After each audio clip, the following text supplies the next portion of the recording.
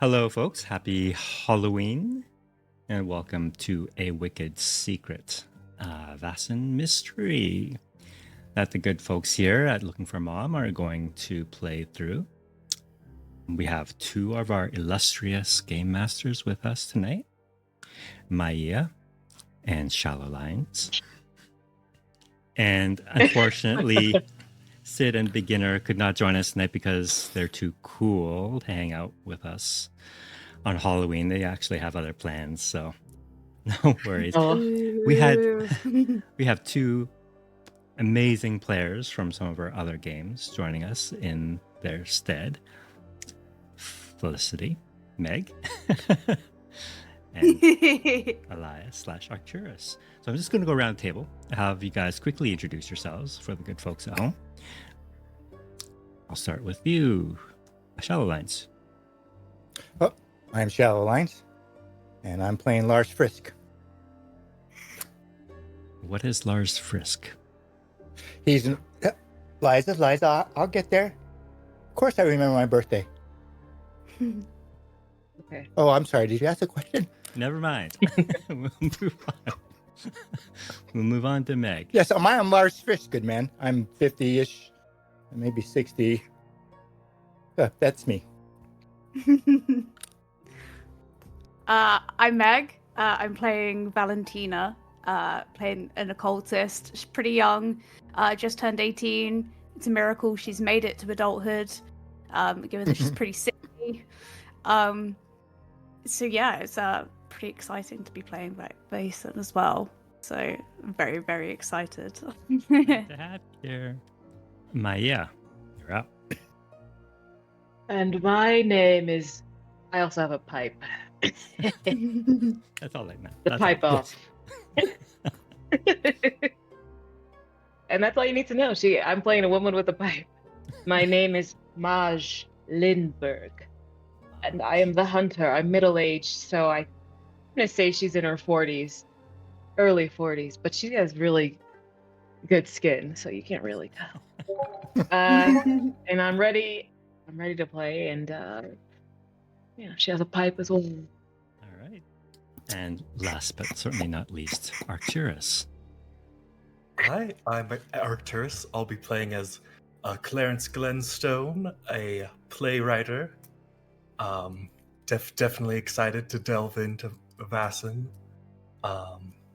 He's roughly in his 30s or so, but he's always scribbling something down, crumpling it up, and tossing it behind him. So it's a question if he's a good writer or not. So he likes to litter, you say?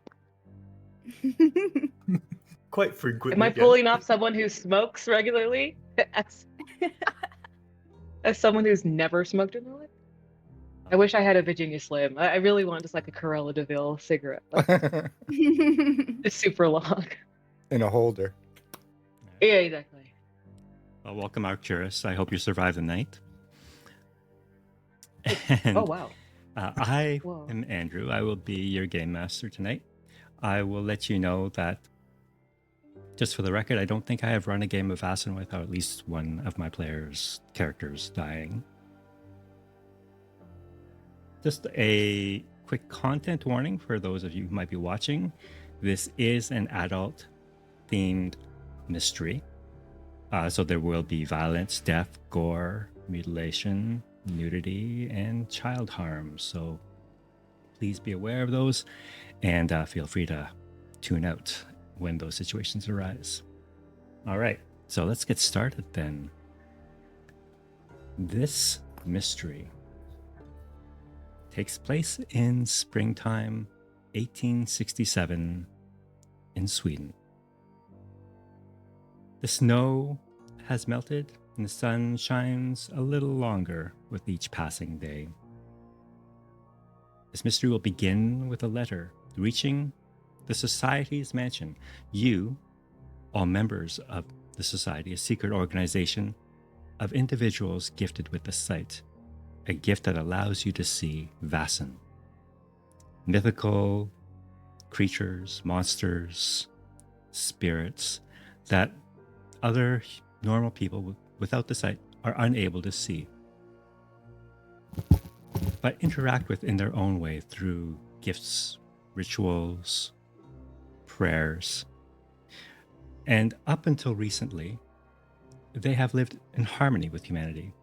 But with the dawn of the industrial age and the push of machines and factories into rural areas, the homes of these Vaesen have become disturbed. And Vaesen have become restless. And the point of this secret society called the Society is to protect humanity from Vaesen. All right. Whether that be to appease these spirits, to chase them away, or, if need be, destroy them. But I shall warn you, Vaesen are not to be trifled with, and it is very, very difficult to destroy one indeed. All right, so we start this scene with the four of you. I have to learn how to count. The four of you on a train heading north. The previous day, you received a letter from one August von Meyer, and I shall read that letter to you now. To whom it may concern, I urgently request your assistance. My name is August von Meyer. I am a forest owner and industrialist, and own one of the largest sawmills in northern Sweden, located here in Härnösand, where I am working to modernize this region. To this end, I am procuring heavily forested tracts of land and employing large parts of the local population in said areas. Some time ago, two of my employees, Mr. Gottfried Hammerstrom and his assistant Niels Lindeskjöld, were sent to a small village called Fernsta north of Härnösand.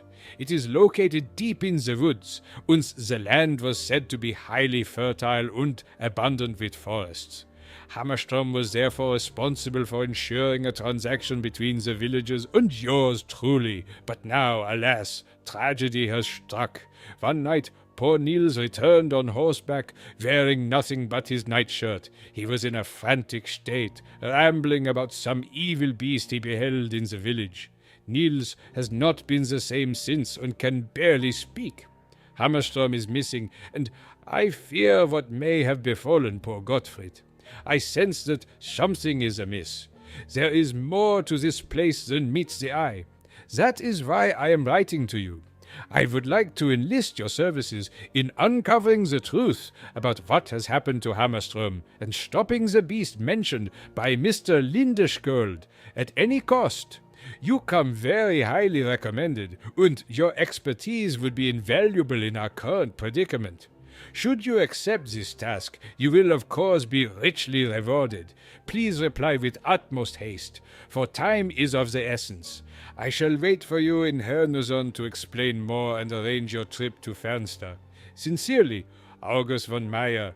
With this letter in hand, and I just realized about 10 seconds into reading this letter, OBS cut out the entire reading of it. So I'm not quite sure what people managed to catch out of that. Oh, you have to.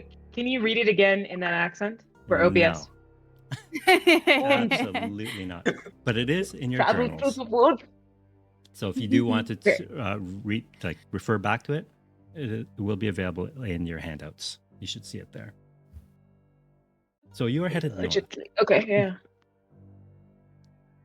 Then you start from the town of Uppsala, and it is a long journey, first by train to Ånge, before taking a stagecoach to Härnösand. The day you depart is a warm and sunny spring day, and the sound of the steam whistle fills the air at the station, along with clouds of black smoke. It is a 24-hour train ride with the night spent on board. The stately green trees of the Swedish countryside slide past the windows, and lingering snow can be glimpsed on the mountaintops as the train continues further and further north. Ånge is currently as far as the railroad goes from southern Sweden, and the journey continues by stagecoach for another 2 days, with overnight stops along the way. The air here is crisper and cooler than in Uppsala, and the flowing of brooks is heard outside. The closeness of nature is felt through your entire body. Finally, you arrive in Harnosand and find Von Meyer's sawmill, located where the Angerman River flows into the Bothnian Sea. And you see several cargo ships being loaded with timber, as well as a huge number of logs being floated down the river. The sawmill itself is modern, steam-powered, and quite well maintained. The loud roar of the steam engine blends with the sound of numerous toiling workers here. I'm going to skip over this part here just so that we can get into the meat of it. But while you are in Angers, you had an opportunity to talk with Von Meyer, who asks whether or not you've had a pleasant journey and offers you something to eat as you arrive. He meets with you in his well-furnished office and provides you with the following additional information. Hammerstrom and Lindeskjold were tasked with purchasing land on his behalf and left for Farnsta 2 weeks ago. Farnsta is important to him, as the area is heavily forested and the soil is said to be quite fertile. The village of Farnsta is isolated and has almost no contact with the outside world, as it is more or less self-sufficient. Other villages in the region have warned Von Meyer from trying to do business with Farnsta. They say its people have the blood of God on their hands, despite their old church, and that many disturbing things are going on there. Your mission is to find out what happened to Hammerstrom and put an end to this beast mentioned by Lindeskjold. And if you can, in the process, take on Hammerstrom's initial task of seeing the deal done, as in purchasing the land there from the local villagers, you would be rewarded quite handsomely. Accommodations in Farnsta has been arranged. You will stay at the home of the village head, a woman named Marta Karlstrom. She has generally offered to take you in when she heard word that you would be arriving in Farnsta within the next day.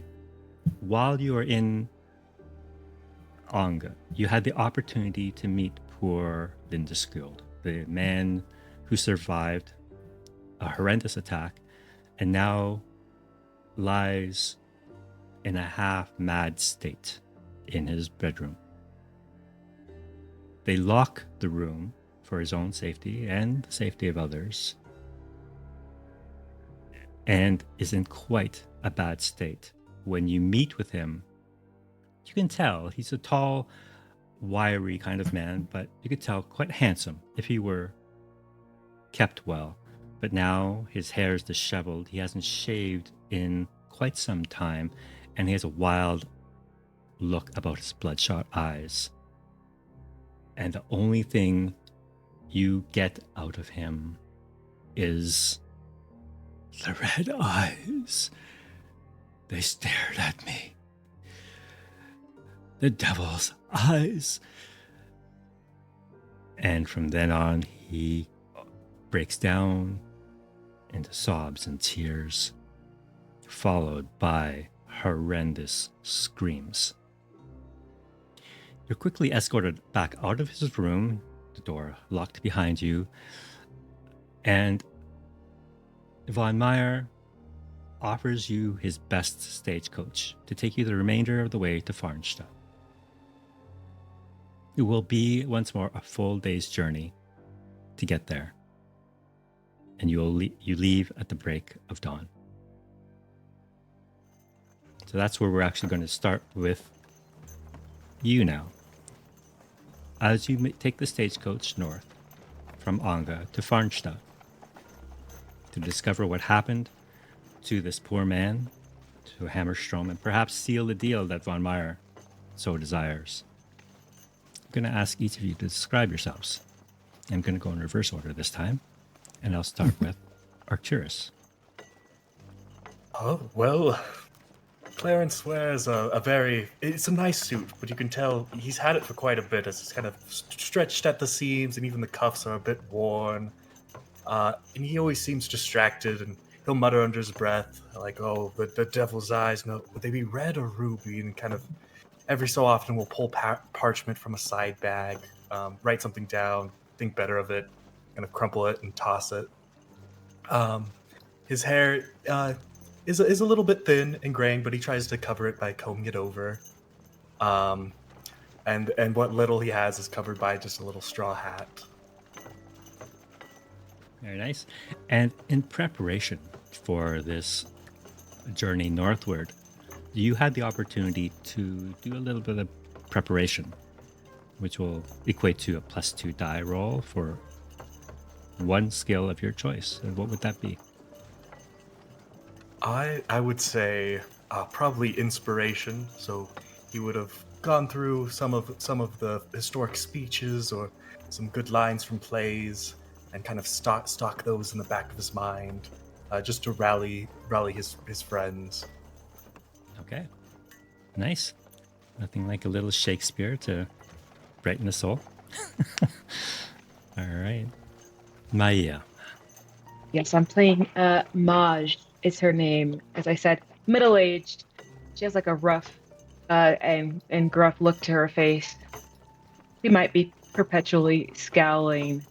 But you could tell she's like lived like a rough life. She has scars that you could see on her arms and a few on her neck and on her face as well. And she loves a good long hard day working. She thinks that's how people should earn their keep. Is there anything else? Yeah. How did And she has a pipe. Ma- she has a pipe.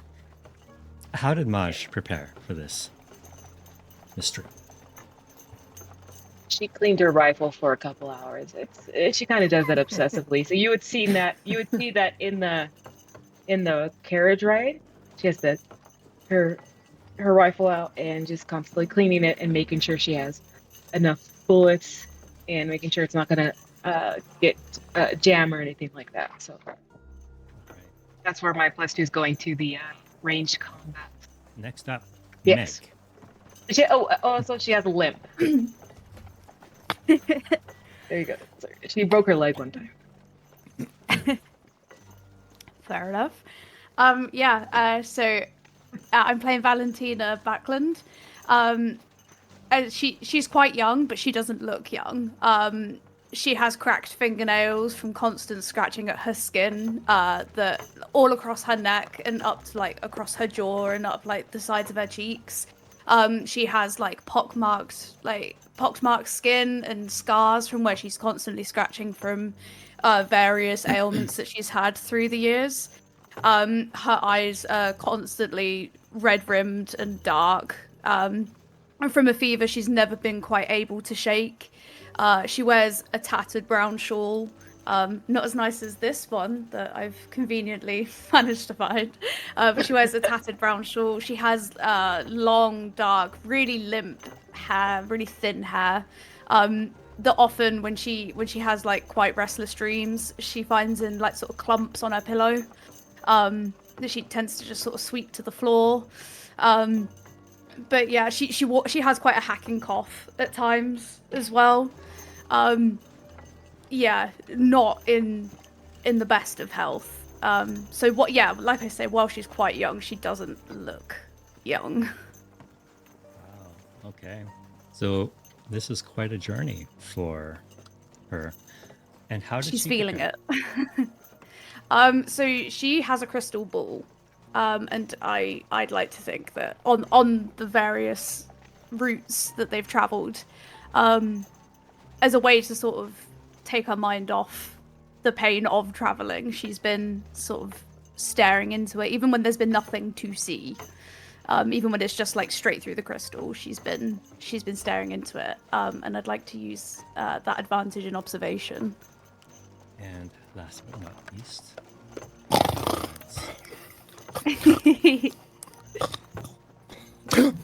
Well, wake up, man. man. What? Master Gladstone. I dreamed of those red eyes. I think that man was married.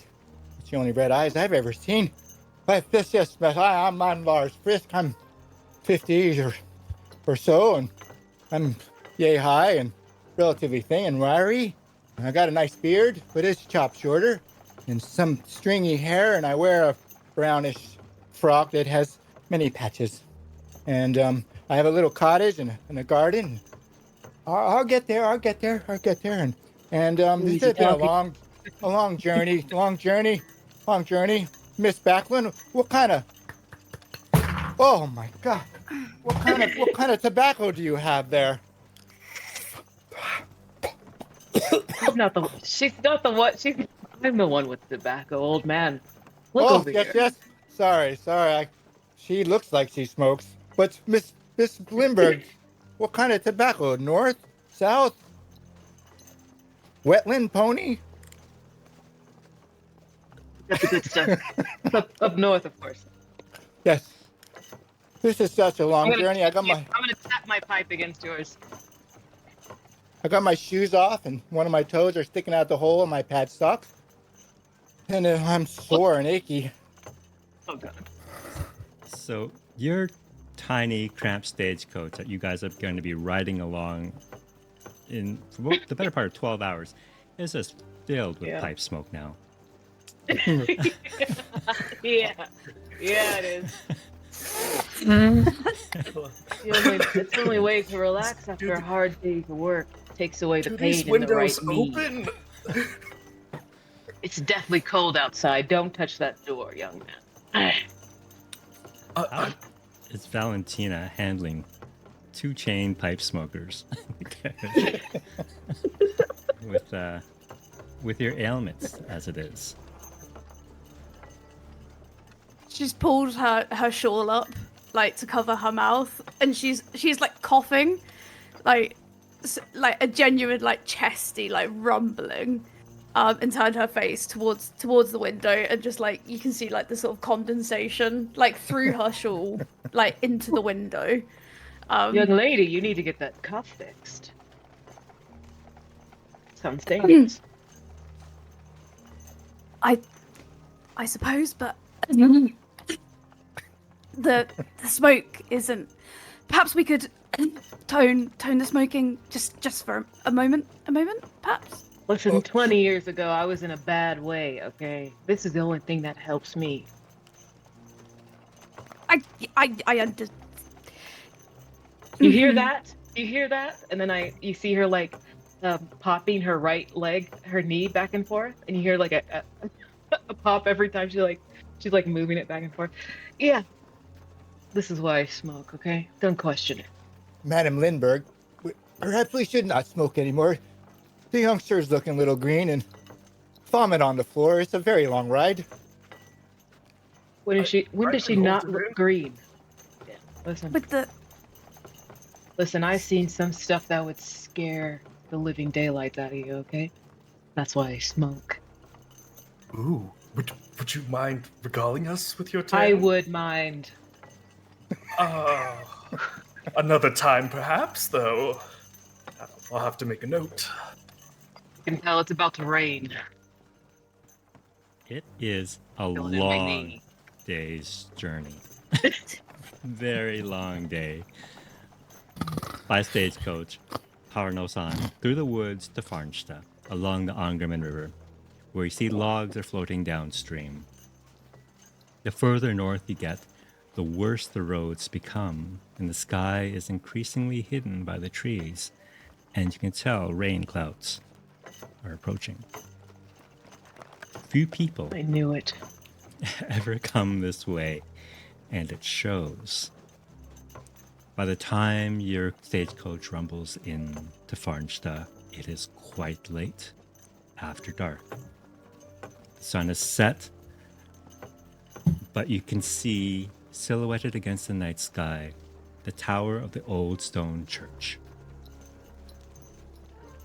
Raised sometime in the early Middle Ages, and glimpsed in the moonlight. It's the only stone building in this village, whose cabins and houses are exclusively made of wood.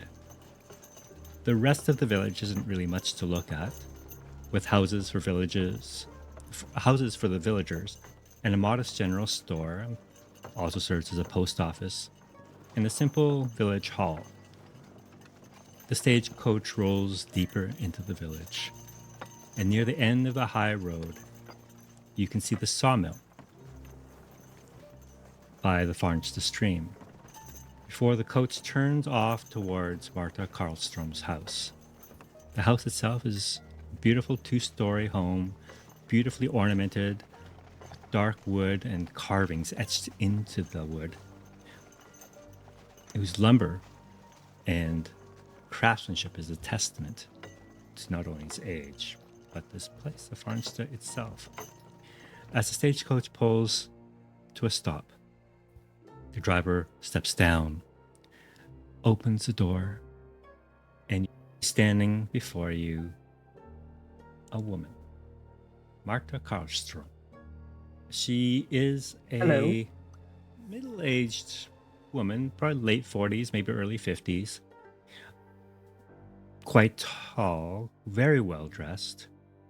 Her hair's coiffed and pulled back into a tight bun. But she looks quite friendly, and she has a broad smile on her face. And says, "Oh, welcome to Farnsta. I hope your journey was not too long or too tiresome." Oh, No, the scenery was quite vivid. I see that your home has 2 stories. Would we perhaps have a view of the surrounding woods? Oh yes, of course. Maybe. Not at night, of course. In the daylight, it is quite stunning. It is quite lovely up here, and I hope you do enjoy. It does look like rain, however, but I hope the weather turns for the nicer for you for your stay. Do you think you'll be staying long?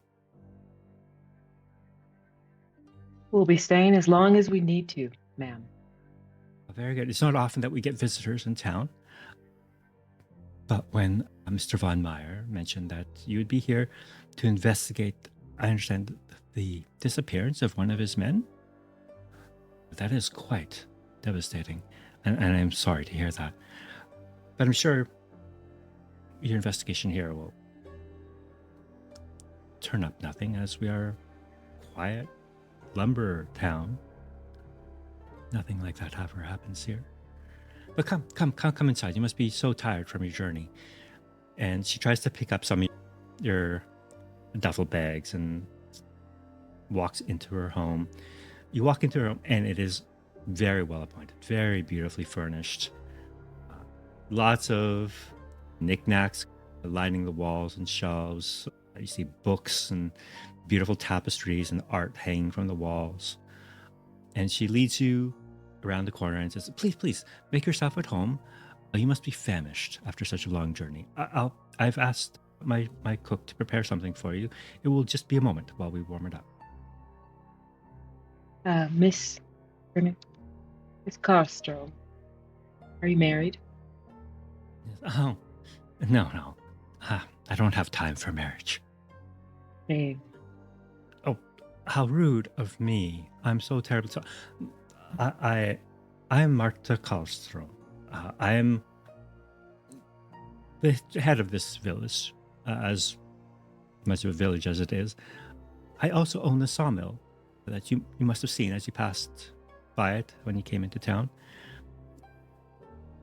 So yes, I am not only the head of town, but I do employ many of the people here at the sawmill. And the lumbering industry is, I'm not ashamed to say, it's largely due to my endeavors. Well, you have been quite successful. These tapestries are elegant, to say the least. Yes, I believe that one is from Belgium. It's quite expensive, actually. But one moment, please. Please make yourself at home. I've arranged for your quarters upstairs when you're ready to retire. But please, have a meal with me. I would it's, as I mentioned, it's so rare for us to get visitors from the south, and would love to hear some news of the world. When there are visitors from the south, do you house them often? Well, it depends, I suppose, on the nature of these visitors. You're special guests in town, so obviously I felt it only appropriate that I would host you. Um, if you're simply a passing lumberjack coming to look for some seasonal work, then you'd likely stay either in a boarding house in town, or there are some rooms within the town hall that you can rest in too. Well then, I am Mr. Frisk, but surely Mr. Hammerstein and Lindiscold stayed with you then. They were on important business. These men that we're looking for, Yes. did they not stay with you? Yeah. We can talk about this over dinner. Please sit down, and I'll be with you momentarily. And she stops for a moment and looks at you, Valentina. Says, Are you well? Valentina kind of spits into like a handkerchief. It's bright yellow. That's gross. Quite fine. Thank you. Yeah. I'll ask the cook to prepare some special tea for you. Hopefully that'll chase whatever cold you might have. The air is a little fresher up north. I've heard the fresh air in this area can do wonders for fevers. Yes, most certainly.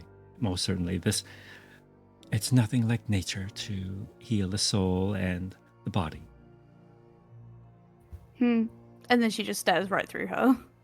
You're led into a beautiful dining room with a big, dark wood, looks like oak table. And these plates are already set out for you, and one of the servants come out and serve you drinks and wine and aquavit. And a moment later, she comes out. She's changed into more houseware, so to speak, a little bit more casual. And she sits at the head of the table and invites you to eat. And you guys are served a beautiful meal of some roasted pheasant, it looks like, and fresh vegetables, root vegetables, which is kind of odd since it is spring, but they are quite tasty. And she looks... Miss Karlstrom. Yes. You saw Hammerstrom last, didn't you? Oh, yes, he's the man that was missing. Yes, and he had an assistant, a young man. Think either of them had any idea what's prowling around in those woods of yours? I certainly do not. But I can tell you this. He spent a lot of time at the church. Odd, because it never struck me as them being God-fearing men. But that... Aren't we all God-fearing folk? I would hope so. But not all people have the faith that we do. Is your faith different? No. I'm Christian. You're all, of course, good Christian folk, are you not? It's in his feet. There's a little sweat on his brow. He kind of wipes it. Of course. And if we're not, Miss Karlstrom, you would think different of us? I would pray for you. Oh, you don't have to Now, pray for me. A man my age has to believe in God. Yes. I think God's the only thing holding him together. Now, Barnes That is no insinuates- stranger to outside. This village, it's no stranger to outsiders, is it? No, it is quite remote and hard to get to, so we don't get many visitors. But as of late, Von Meyer, I do appreciate his ambition. But he is set upon purchasing most, if not all, of Farnsta. And frankly, I told his men when they arrived that I was not interested in selling. Can I do some type of roll to see how truthful she's being? Sure. First roll of the game. Well, I'm just trying to see if I'm withholding information or anything like that. I am Alright. smoking in the dinner area. Doesn't seem to mind. Go ahead and make a observation check. Is it test? View?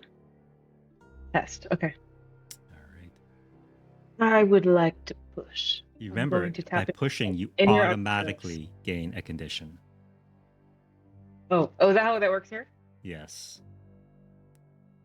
I'm gonna push. He's already got some. Oh my All right. gosh. No successes. So much. You suffer from your first mental condition. Take it. She could put it with all her others. Yes. Tuck it right in next to the. And from what you can tell, your host, Marta Karlstrom, has been nothing but pleasant, nothing but hospitable. There's not a inkling of deceit or, if anything, she seems quite devout more than anything. Well, I'd like to take a look around the village before bed, if that's all right. Of course. Do as you please. I will warn you, though, the night air can be quite chilly, so dress warmly. I do suggest you stop by the church, though, because as I mentioned before, Hammerstrom in particular spent much time speaking with the priest there, and I dare say I think they were up to something. Of what, I do not know, but You can be sure that we'll be thorough. Don't worry. the priest's name is Ingvar Nystrom. He is a God-fearing man, but a bit of a... I am trying to find a delicate way of putting this. An idiot. Easily manipulated, especially by those from the south. So my fear is that Hammerstrom understood this of the priest. And the priest being a spiritual leader of the community, if he could sway him, then perhaps he could sway the community. I'm sure if anything happened to Hammerstrom, Ingvar would know of it. This priest, has he been here long? Is he new or? No, he's been here as long as I can remember. Since I was even a little girl, he's always been the priest here. I'm surprised somebody hasn't tried to take advantage of that naivety. Luckily for us, until recent times, we have been quite isolated. With the road and the railway almost reaching upon our doorstep, we get far more people. And greed is often their motivation, and I fear that Ingvar can be easily swayed. So despite you being in charge of the village, the sale is up for a vote? A vote. Well, you don't get to decide yourself. The village itself, it seems. You think Hammerstrand has swayed this Father Ingvar to perhaps lead the flock down to the sale. You misunderstand. There is no voting here. I am the village chief or the village head. I make the decisions for this village. So then it wouldn't matter if they swayed him. Well, it would matter if he somehow managed to sway the people and subvert my influence. I will not abide by that. It's a powerful motive then. Yes, I know. I should keep that to myself. It don't mind him. But listen, the city men were looking to buy land here, and land doesn't usually fight back. What happened after they arrived? And why was one man left babbling in just his shirt? There are rumors. Uh-huh. There are rumors of a beast that protects Farnsta. Really? Is it? Would you happen to know some of its features? It's quite large. Child stories, fairy tales, fables for the weak-minded. I don't know what got into that man, what drove him insane, but I would say that he perhaps had a proclivity to it to start with. Perhaps he smoked too much pipe weed. Now, Bollocks. you can never smoke enough pipe weed. Now, if you were me and a creature of legend stalked these woods, how would you go about finding it? Thinking as the hunter. Yeah, and Clarence will go down and start writing. Yeah, he nods at you. I am not a hunter. I am a businesswoman. I process and lumber for a living. I know nothing of beasts or hunting them. Could you perhaps indulge us in one of the stories? It's always a good pastime when you're having a meal and someone regales you with a yarn. Is that why you came all this way to listen to fairy tales? A man is missing, another has been driven insane, and you want to hear fairy tales. There's usually a grain of truth in most stories, even if it's very buried. Very well. What can I tell you? There are legends of a large beast. It protects Farnsta, but specifically the church, or so the story goes. It is said to be quick and strong, more agile and dangerous than a wolf, with glowing red eyes, and those seeking to damage holy ground will end up in its maw. Again, this is a story to keep children from throwing stones through the church's windows. Okay, Miss Karlstrom. Now, just humor us. Let's say this thing is real, okay? Of course, you would want it to continue to protect your village, no? Well, you know, when you... First of all, you really think there is a beast here? I say there's no harm in giving it a look. I'll humor you. Let us say this beast truly exists, and it is somehow tied to the church. This beast is, if it does exist and is capable of such things, would truly be quite horrifying. And anybody who could control it could surely do whatever they wanted. Yeah, but if they were smart, they wouldn't just run rampant in letting this beast do whatever it wants. They would control it, as he said. Exactly.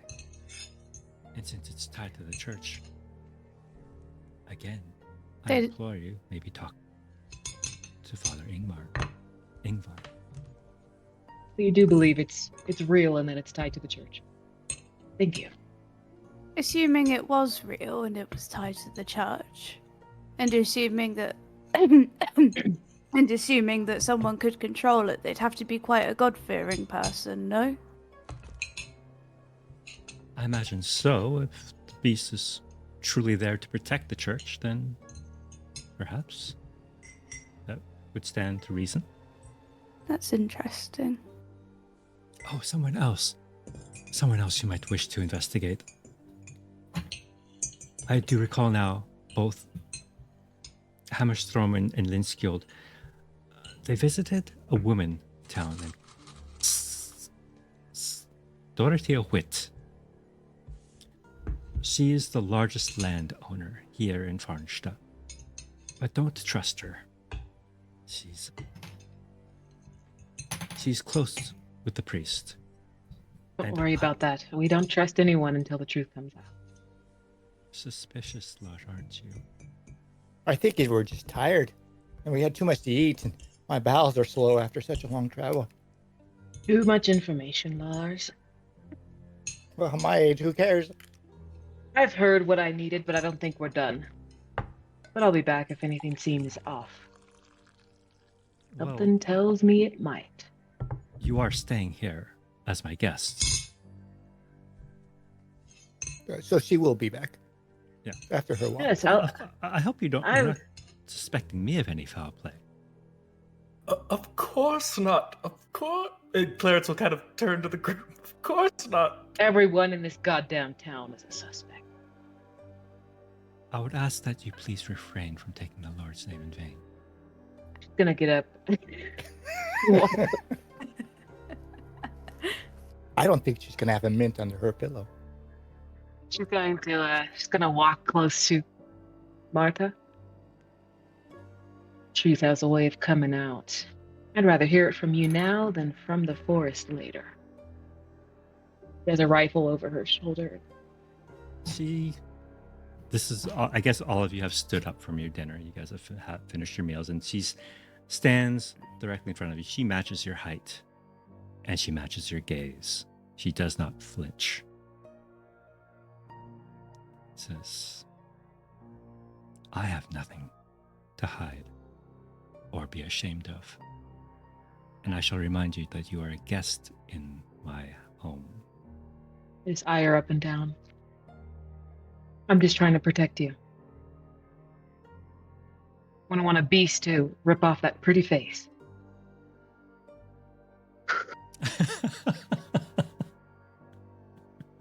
Lars looks down at his feet. He knows that look, and he's been married a really long time. God bless his dead Elizabeth. No trouble, ma'am. Is she dead? Is she dead and you've been married? Which one is it? You can be married and have a dead wife. Shh. I mean, even though she's dead, she still nags me. Haunted by get you the out. ghost We of a gotta get you spouse. out. This is inspiring. Well, she's not really a ghost there, sir. It's just that it's a comfort to pretend she is. Oh, Oh God, Lars, that's so fascinating. sad, and we do not have time to unpack that. It's too sad. I wonder, maybe someone on stage left would be the wife. No, crumple something up, throw it. Litter in her house. Yeah, you see Martha look at you. I do hope you're going to pick that up. Of course, madam. Yes, and he'll kind of awkwardly bend up, and grab it. So, we have a psychopath, a littering journalist or writer, A playwright. Sorry. an invalid child, and a man. And a handsome man. Yes. I know whose you've mind never has been married, already half left this world. but maybe I Why only had would half she- a mind. Valentina, why would she call you a psychopath? That's weird. Makes no sense.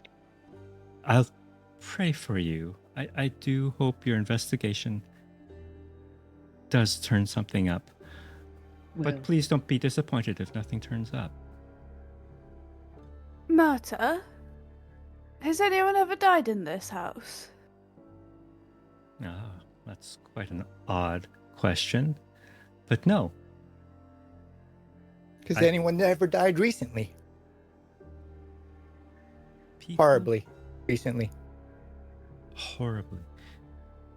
Not that I am aware of. Okay, that's good to know then. You see Clarence look disappointed as he puts away his paper. Varnstein is a Valentino kind of like idly sort of like look at like the trinkets and stuff on the bookshelf. Oh, okay. Well, good night then. I suggest you get some of the fresh night air before you retire. Perhaps that will help clear your lungs a little. Hmm? Oh. Yes, yes. Come, child, Okay. and I will tap you on the back and push you ahead of me. She kind of like jolt forward at the top.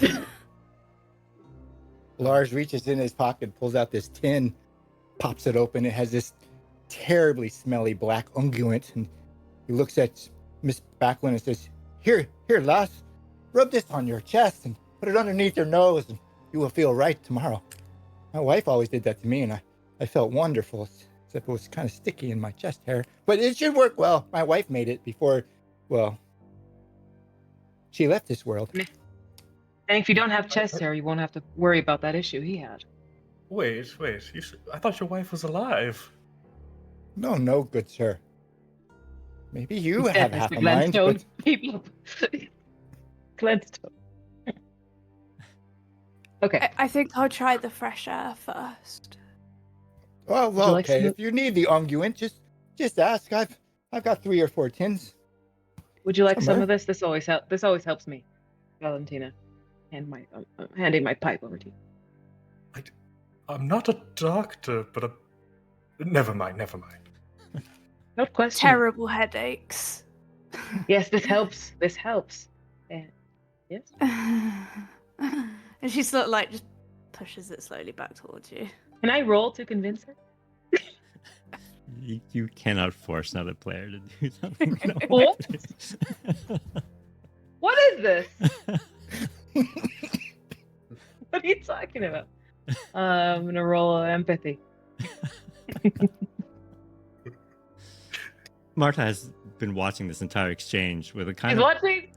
a look of Damn. half amusement, half horror. He says, "I'll take my leave then. The door will be open Oh for God, your you were return." still here. Yes, I'm still. What This is my wonderful home. meal, madam. Yes. He is quiet. I hope you have a good sleep. I'll see you in the morning. And she retreats. We hope to see you in the morning too. Good night, madam. Don't let the bed bugs bite. By now, it's about 9:30, 10 o'clock. What would you like to do? I guess we could make our way to the church. Okay. If you go into the tactical mode, and that's the thing that looks like a folded map in the top right corner, the little icon. Yep.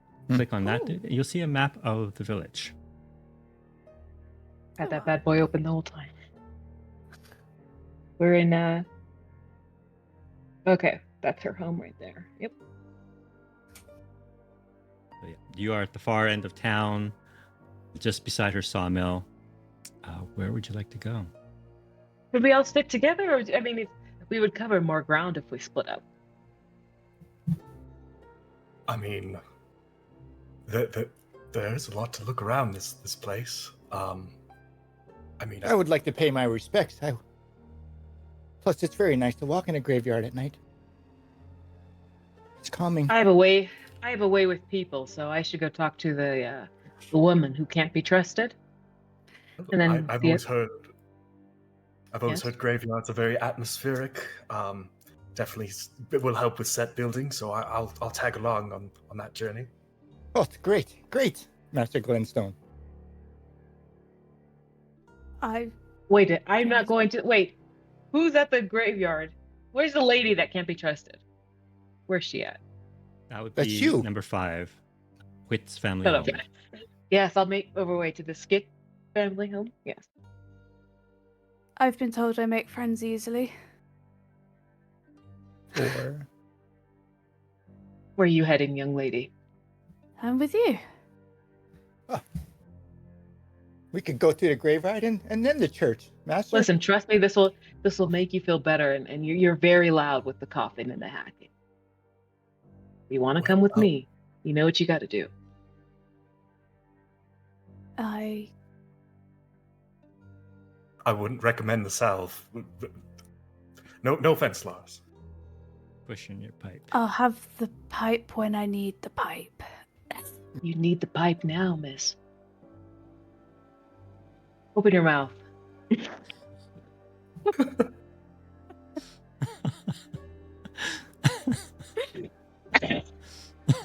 Oh, I was gonna blow into it. Oh my God. I'm not touching that one. I'm not touching that one. All right.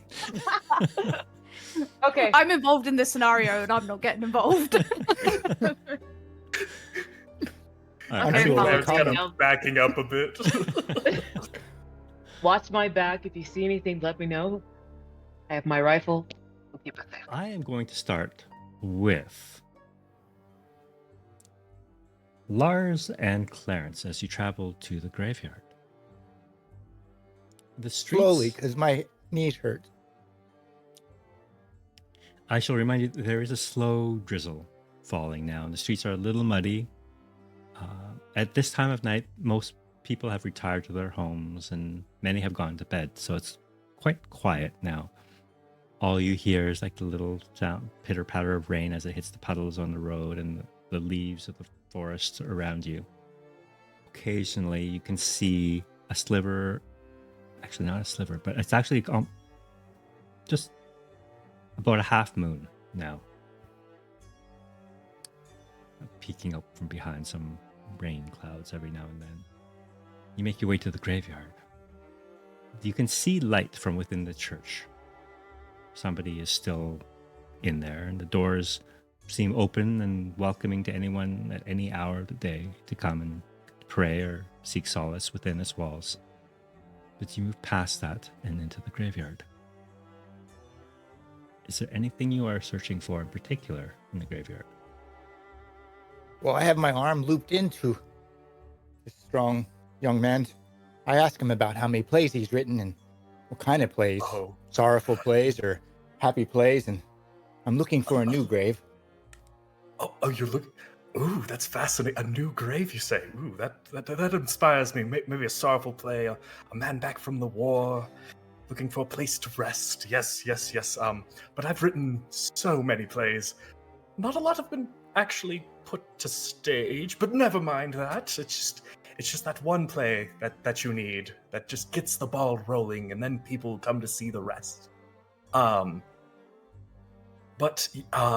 Yes, as I've got my arm looped with Lars, I'd be looking around this graveyard. Is there anything strange or off about these headstones? Maybe a recent grave, or Can you make a vigilance test for me, please? Both of us or just one? One of you can help the other. oh, sorry. Perhaps I'm nodding off. Oh, that's all good. Just keep at it, good man. Keep at it. Keep writing your plays, and you'll get there. Yeah, They say 18,000 words is what you need. 18,000. Ooh. Yeah, or maybe it's Really? 36,000. If you get to 36,000, then every smooths on out. The Maybe more you if I write, the more you combine write, the them. better you get. Yes. Yeah, of course, yes. Go ahead and roll one more so I d6 must- for me, please. You can roll one more d6 by hitting the white circle at the bottom mid center of your screen. That should pop up d6, and just click on d6 once and roll it. Oh, sorry, I That's don't know. We'll just take the first one. That's fine. Perhaps this conversation that the two of you are having is preventing you from actually focusing on your surroundings too well. It gets really animated. You stroll through the graveyard, passing the headstones. Can you make a vigilance test too, please, Lars? Of course. Ooh. Wow. 2 successes with I may 3 be dice. old, but I got my eyes open. It's the pipe weed. It keeps you get to focus. All right. With 2 successes, you guys are wandering through this graveyard middle of the night, having this conversation about how many words need to be written to get something good. And Lars, you notice 2 things with the 2 successes. One, a shadow moving amongst the trees at the edge of the graveyard. And a second, you hear what sounds to be distinctly a heavy footfall coming from within the church and a low growl. Was that you? I know it wasn't me. I had soup. What was me? The writing? I've done at least 10,000 words. I haven't counted recently. Oh, I heard a sound. I thought it was you, but maybe it was further on in the church. Sounded could be. deep and rumbly. How so? You know, Oh, you had me worried for a second. Just a bit of indigestion. Probably a churchgoer going inside. Well, I guess he wouldn't go inside to. we should maybe Do you check think it we out. should check it? Yeah. Yes. And if it's nothing, it could help you write suspense. Oh, that. I need to write this down. Oh, well, eyes up first. Who knows what it is? Clarence, as you pull your book out, trying to keep it from getting too wet in this drizzle, to write down these notes, Lars, you notice a shadow break from the trees and enter the graveyard, and flit from gravestone to gravestone, slowly approaching you. Mr. Glenstone, we are being followed. We are being followed. What now? I don't know what it is. It's faster than I am, but that's not unexpected. Why don't you hide behind one of those big tombstones and I will pretend to meander and you can see what it is. Oh, I love this plan. I was worried for a second you would say I'd have to confront it, and yes, I'll go hide over there and Well, maybe you should meander and I should hide. No. You had it right the first time. You know, older people meander more frequently, while younger people, they're great at hiding. But promise me one thing. Don't squeal if it's something bad. Yeah. On my mother's grave. Oh, no. Just cross my heart. Okay. But I'll go hide over there. I'll see what it is. As you two are debating who should hide, and who should meander, you hear a voice calling from the shadows behind the gravestone, and it's the voice of a young woman, and she says, "Now what in blazes are the two of you doing in the middle of the night in the graveyard, talking about meandering and hiding?" We would just, You know, boys will be boys. Yes, boys will be boys. We're just two rambunctious fellows, and he'll elbow Lars a bit. Just figure. Careful. I'm And you sorry. Stepping out from behind one of the taller gravestones, a young woman. Here we go. I'll send the journal. Flaming red hair and freckles and bright clear blue eyes. She has a bow in one hand that she strings up, throws over her shoulder, and she says, "You know, it's quite dangerous to be lurking about at night, and especially in a graveyard. Didn't your mother ever teach you anything?" Nothing I remember at this age. Nothing to do with graveyards. Perhaps you could enlighten us about some of the things to avoid, not to do. Oh. Wait. You just arrived in town. You're the strange that are coming to investigate the disappearance of that man. Did you happen to know Hammerstrong? Yes, he came by the house every once in a while, tried to convince my mother to sell. My mother was quite open to it, as she wants to leave and take me to the big city. But I feel... You're from the big city, aren't you? Of course. No. Oh. Well, do they have forests where you're from? Where I could go hunting?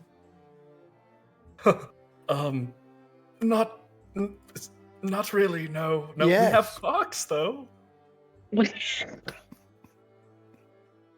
live in a small hamlet. I have a little garden, and the deers are always eating out of it. I have to make cages and all sorts of things that elicit.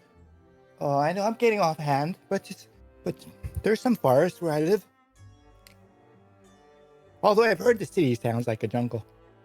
I've never been to a jungle. Furthest I've been is, I think, to the seaside. She looks genuinely concerned when she looks at you, Lars.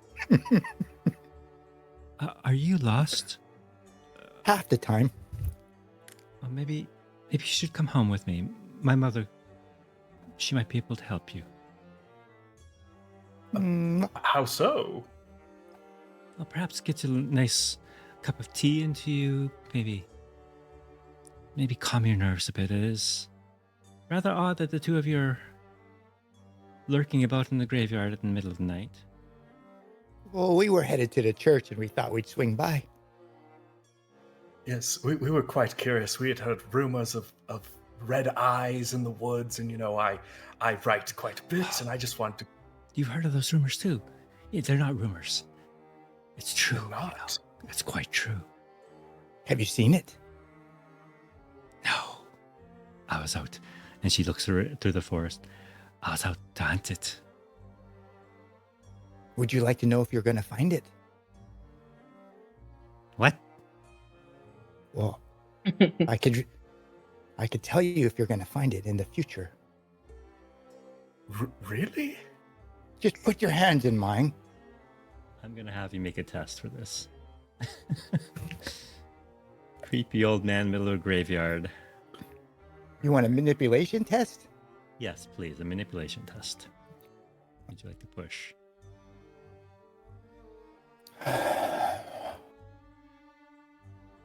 I do not like to help push people into the sight. If you do not want to put your hands in mine, then sometimes it's better if you do not know your future. Well, I know it would be good for her, Liz, but it is her choice. I have so many questions, but I'm going to just Her write look- this down. Her look of concern looks to one of, she's a little freaked out now. I'm sorry to have disturbed the two of you. I shall let you go on with your hiding and meandering. And I think I'll go home now. Have yourself a very pleasant night now. But before you retire for the evening, Miss, you said you were trying to hunt this thing, so obviously you know where it frequents. Would you mind telling a few hunters in arms, as it were, where the best places to lie in wait for it are? Can you make a manipulation check for me, please? Oh, Ooh, look at those dice. Okay. Hey. She looks you up and down, says, well, and then looks over at Lars. I gotta be honest, the two of you do not strike me as hunters. I mean, where's your rifle? unconventional hunters. We hunt with the quill. We capture the beast visage. We use our it is- intellect. Mm-hmm. Haven't you heard the phrase, the pen's mightier than the sword? Oh, And one of us has dashing good looks. okay. So no, I have not. I've never seen this, but I know it's here. There. Do you want to see something really weird? Really quite awful? You Certainly. piqued my interest. Follow me. And she heads back Yes. towards the woods.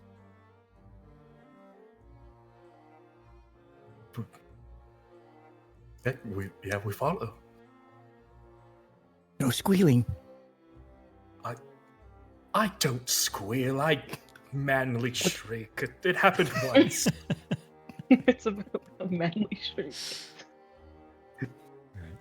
You leave the confines of the graveyard and head into the outer edge of this forest, and at night it seems a little more claustrophobic. The trees seem to be closing in on you just a little bit more than when you first arrived.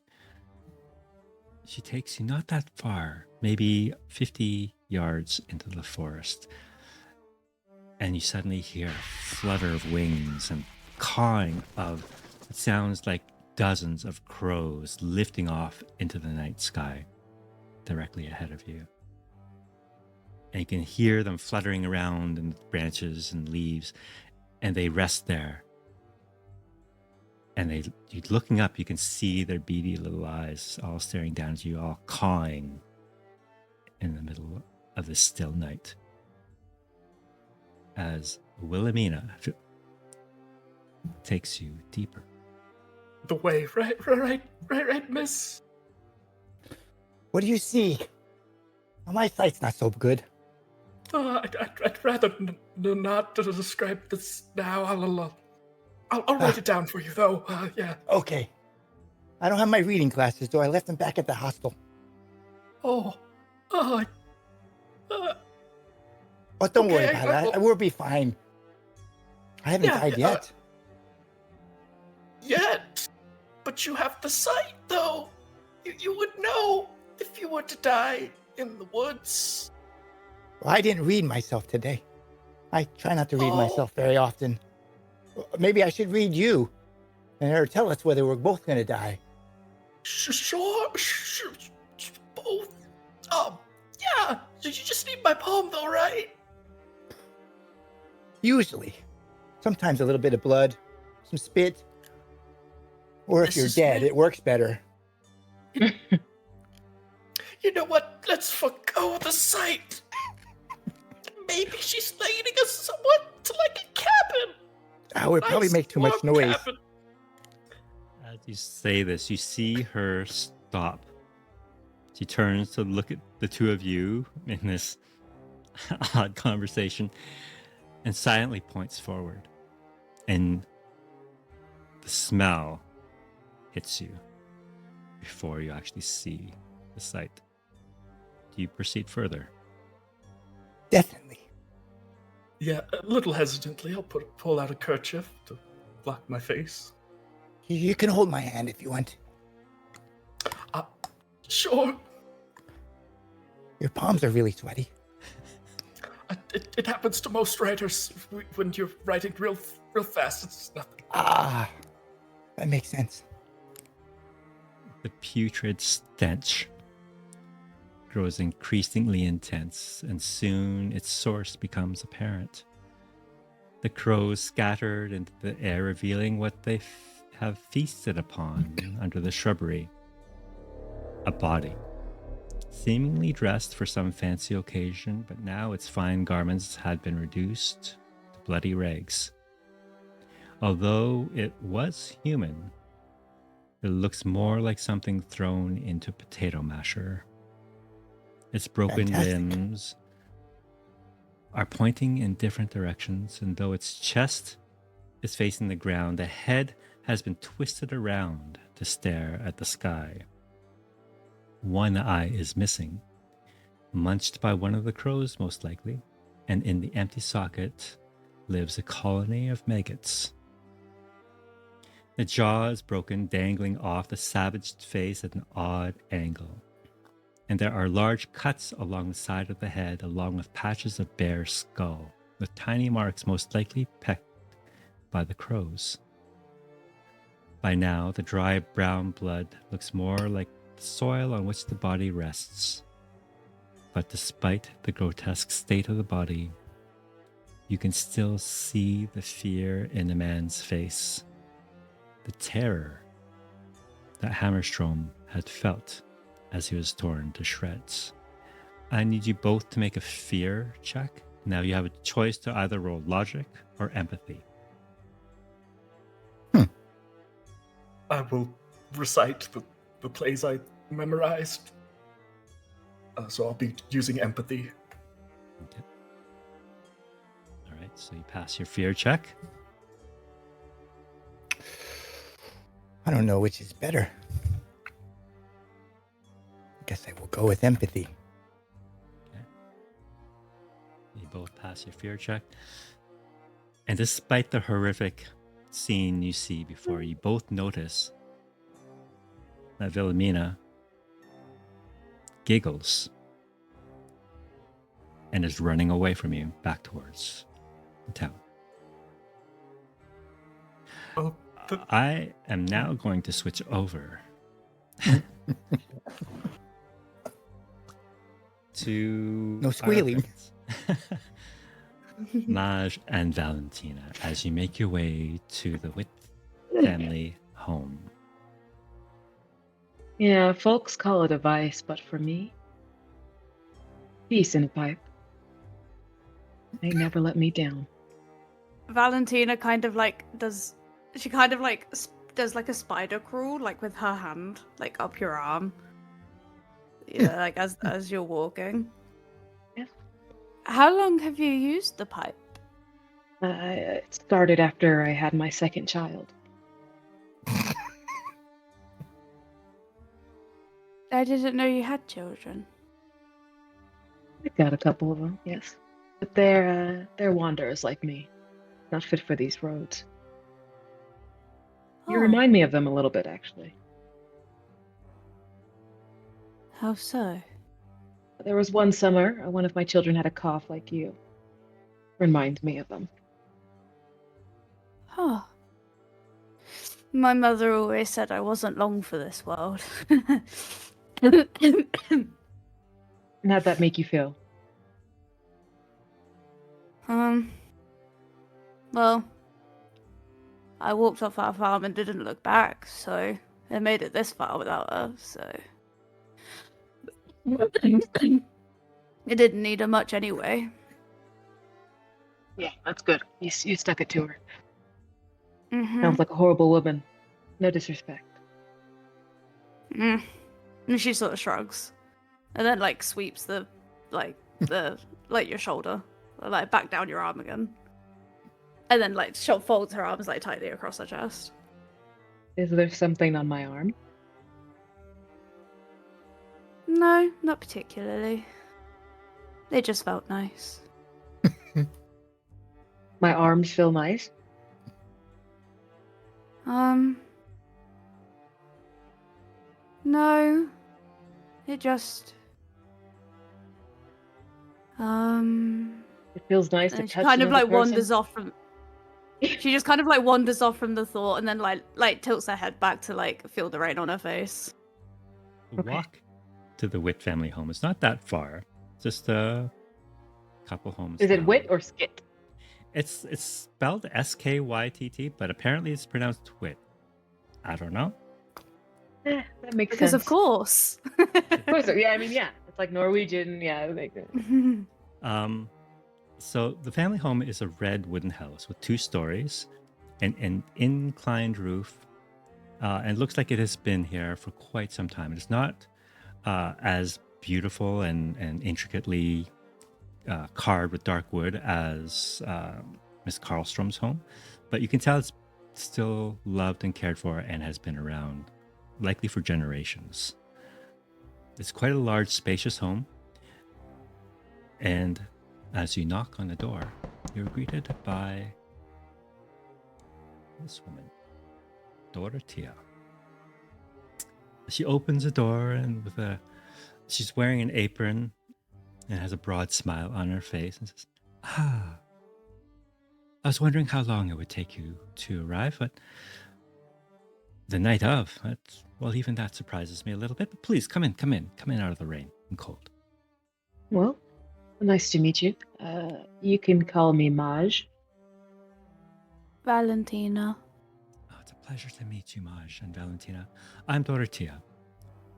Please, can I offer you some coffee, some biscuits, some aquavit maybe to take the edge off the cold? I have enough to take the edge off here myself, but the young girl here could probably take some tea for the cough. Of course. Something warm would be nice, thank you. Okay, of course. And she escorts you into her kitchen, where there's a small kitchen table. This home is probably as big as Mrs. Karlstrom's, but whereas Miss Karlstrom had servants and cooks and whatnot, seems as though she's here by herself. And Seems you knew that we were already on our way here, miss. she seemed to expect you. You did pass by her home to get to Miss Karlstrom's house, though, so she might have spotted the stagecoach. You see pictures mounted along some mantelpieces and whatnot of Dorothea and a younger girl. It's very similar in looks and appearance, long red hair, freckles. But no indication of a husband or any other individual, just the two of them.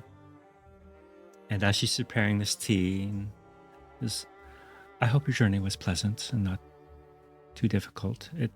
The roads this time of year can be quite treacherous with the thaw.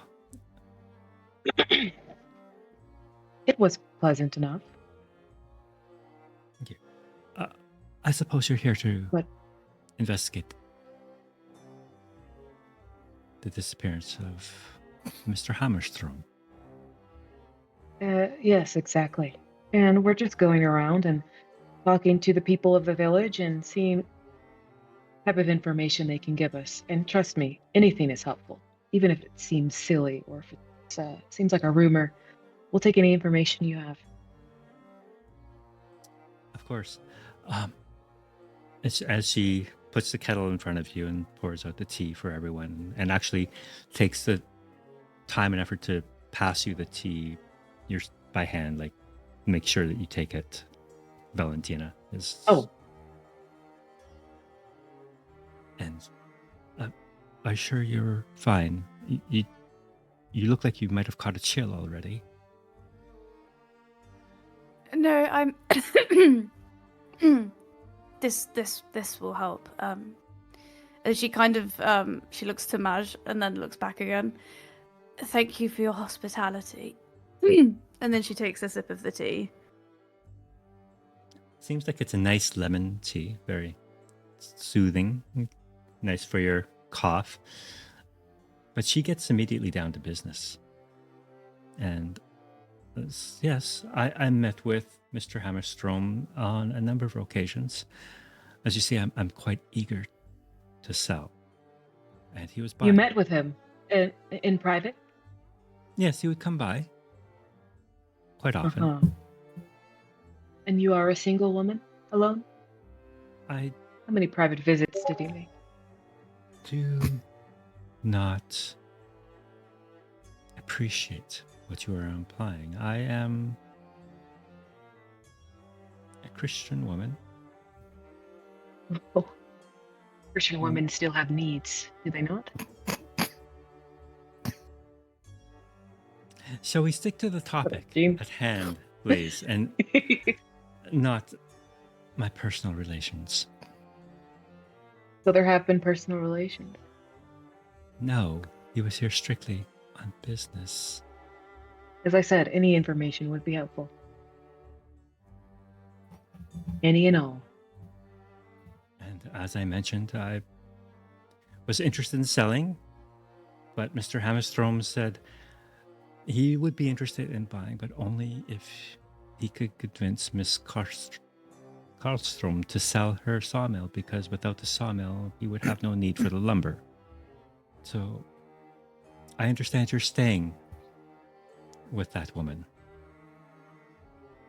Yes, we are. What Why do you did think you of call her that woman?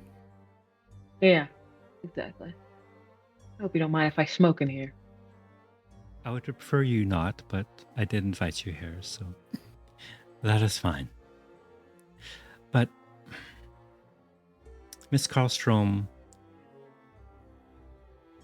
is an ambitious woman, and she puts her needs and her desires ahead of the village more often than not. I believe, anyway.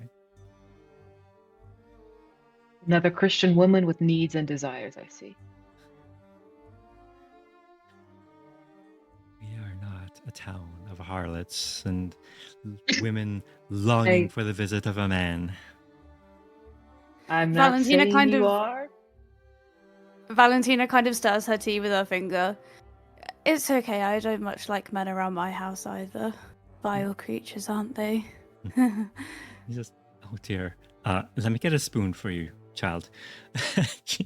she reaches behind her from her little cupboard and pulls a spoon out. Here you go, dear. Would you like another tea? That one has no. had your finger in it.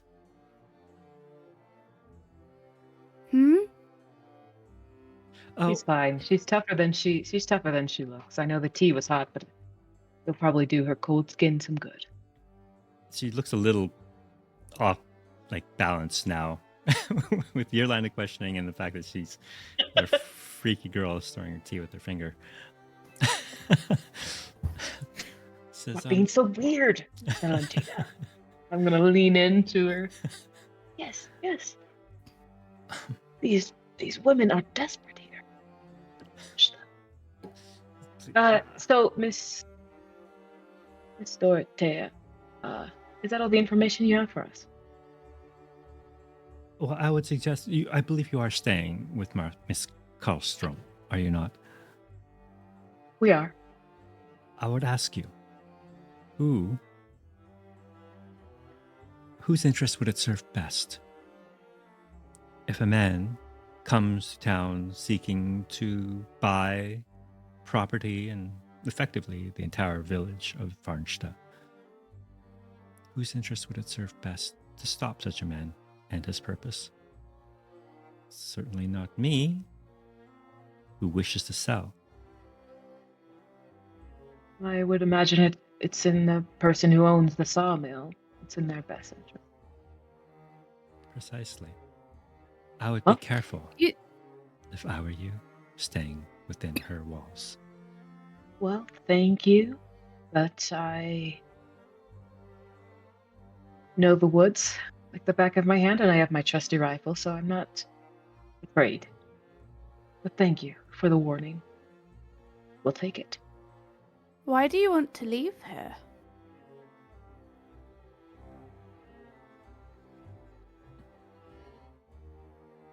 I want a better life for my child. The forest is no place to raise a young girl. I was raised in the forest, and look how I turned out. Where is your child? Is maybe she has some information for us. Oh, Yes, where is she? she is a bit of a wild one. She often disappears in the evening in the forests. And this is precisely why I want to move to Uppsala or Stockholm and get her away from this place. You say she's a wild one. Beastly? She's a young girl with a wild spirit. That's okay. You must understand, we were trying to figure out what's going on with the village. We are only trying to help. You must understand, your line of question is quite unorthodox. I'm from the city. Well, if Is it there's nothing dying? else. I'm sorry. Well, if there's nothing else, if you have no more information for us, we will be on our way. Oh, the only thing I was going to say is that Farnsta is a dying village. Yes. And the only thing keeping it alive is Miss Karlstrom. If most of the villagers had their way, they would have been long gone. They would be happy to sell and move out. Seems like she has a strong hold on the village. Control. She does indeed. As one of its sole employers, she has quite a lot of power. And yet she's just one woman. Controlling all of you. I'm sure if you all were to rise up against her, you would win, but maybe if she had a powerful ally on her side, you wouldn't be able to do anything at all. She has the control over this village. Maybe she has a powerful friend as well. What have you heard? You've heard legends of the beast that surrounds the forest, that lives in the forest, have you not? When you mention this beast, her eyes go a little wide and she shrinks back from you a little bit and says, "No, you should not talk of that beast so lightly. And as confident as you are of that rifle that you hold, it will do you no good against such a creature." So you do believe this is a real creature and it's not a legend. This is no myth. Can you make a manipulation roll for me, please? We got 3. You got this. I rolled. Did you guys not see it? Yeah. No successes. Are you Oh, going yeah. to push? Yeah, 0 seconds. No. No? Okay. Yeah. No. Simply know this, that if what you say is true and that she does have control of such a beast, Of course, it's just a theory, but I've seen crazier. let us not dwell on such a subject. And as she stands up, the door flies open and in walks her daughter, bouncing in, big, long, red braid, freckles. He says, "Hi, Mama." As she runs up and gives her a hug and looks over at the table and sees the two of you sitting there. "Oh, are you friends with those two gentlemen that were wandering lost and aimless in the graveyard?"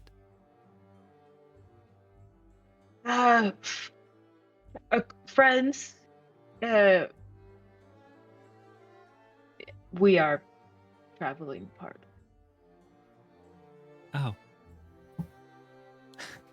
She puts her mouth behind her hand, giggles a little bit. "I might have given them a little bit of a scare. If you do see them again, please apologize for me. Mama, I think I'm You going think to it's go funny to to bed scare? You think it's funny to scare people, young lady? There's not much else to do around here." And she Do you like getting scared too? turns around slowly and says, "I'm afraid of nothing."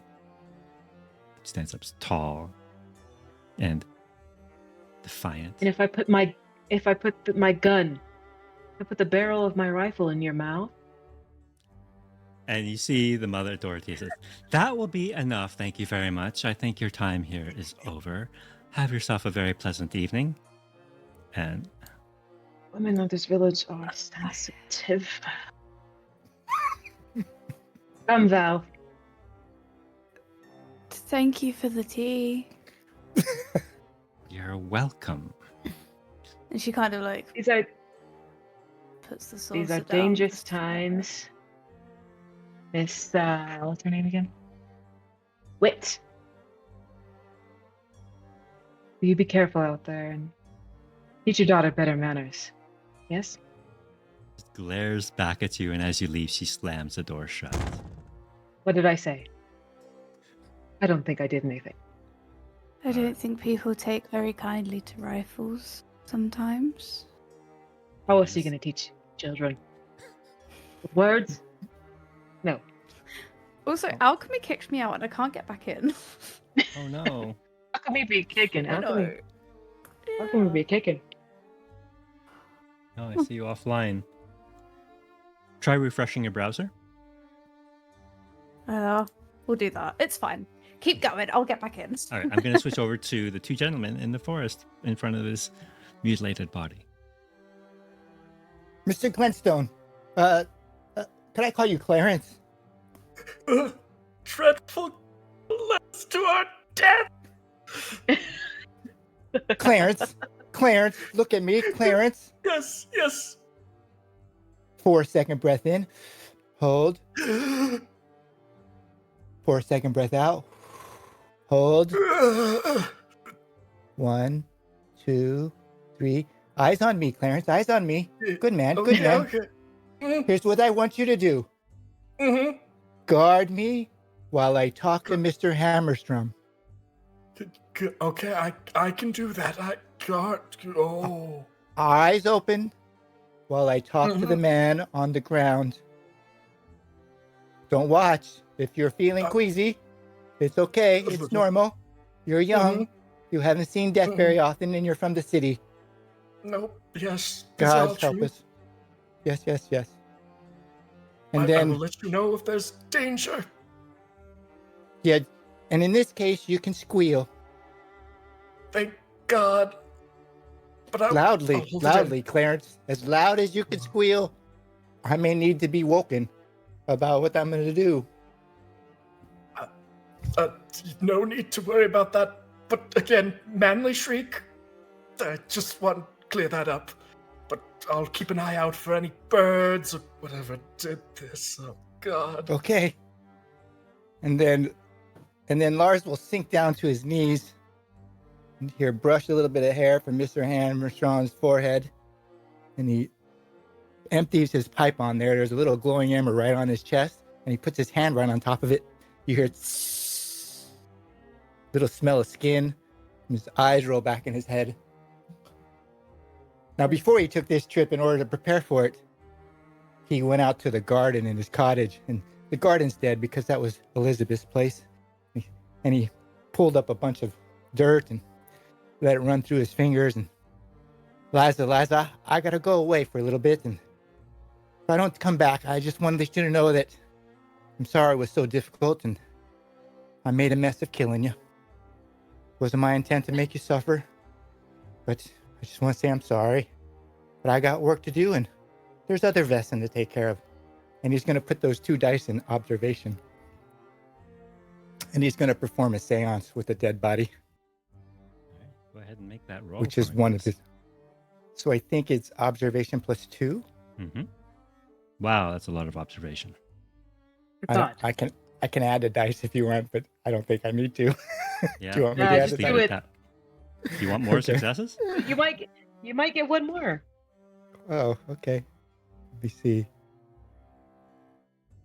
All right. Okay. Do you want to push this and get even more successes potentially?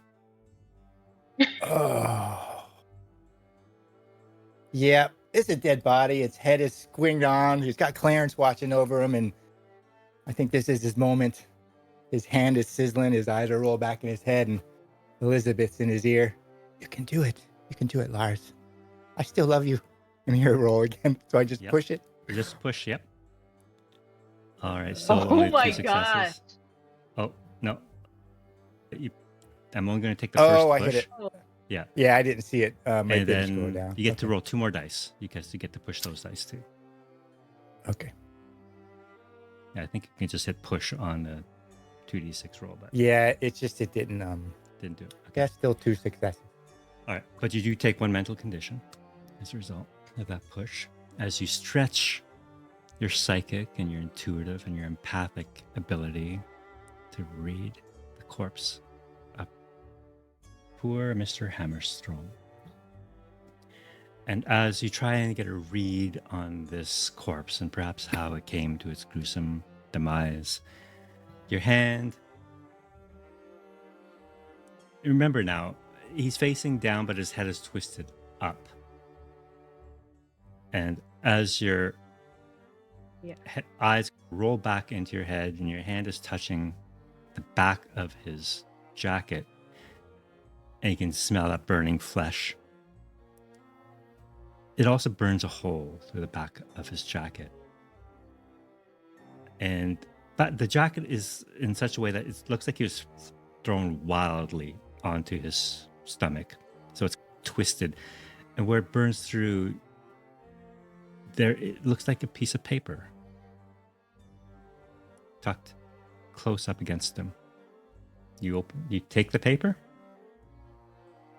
Yeah, when I come out of the seance, can I see like how he died?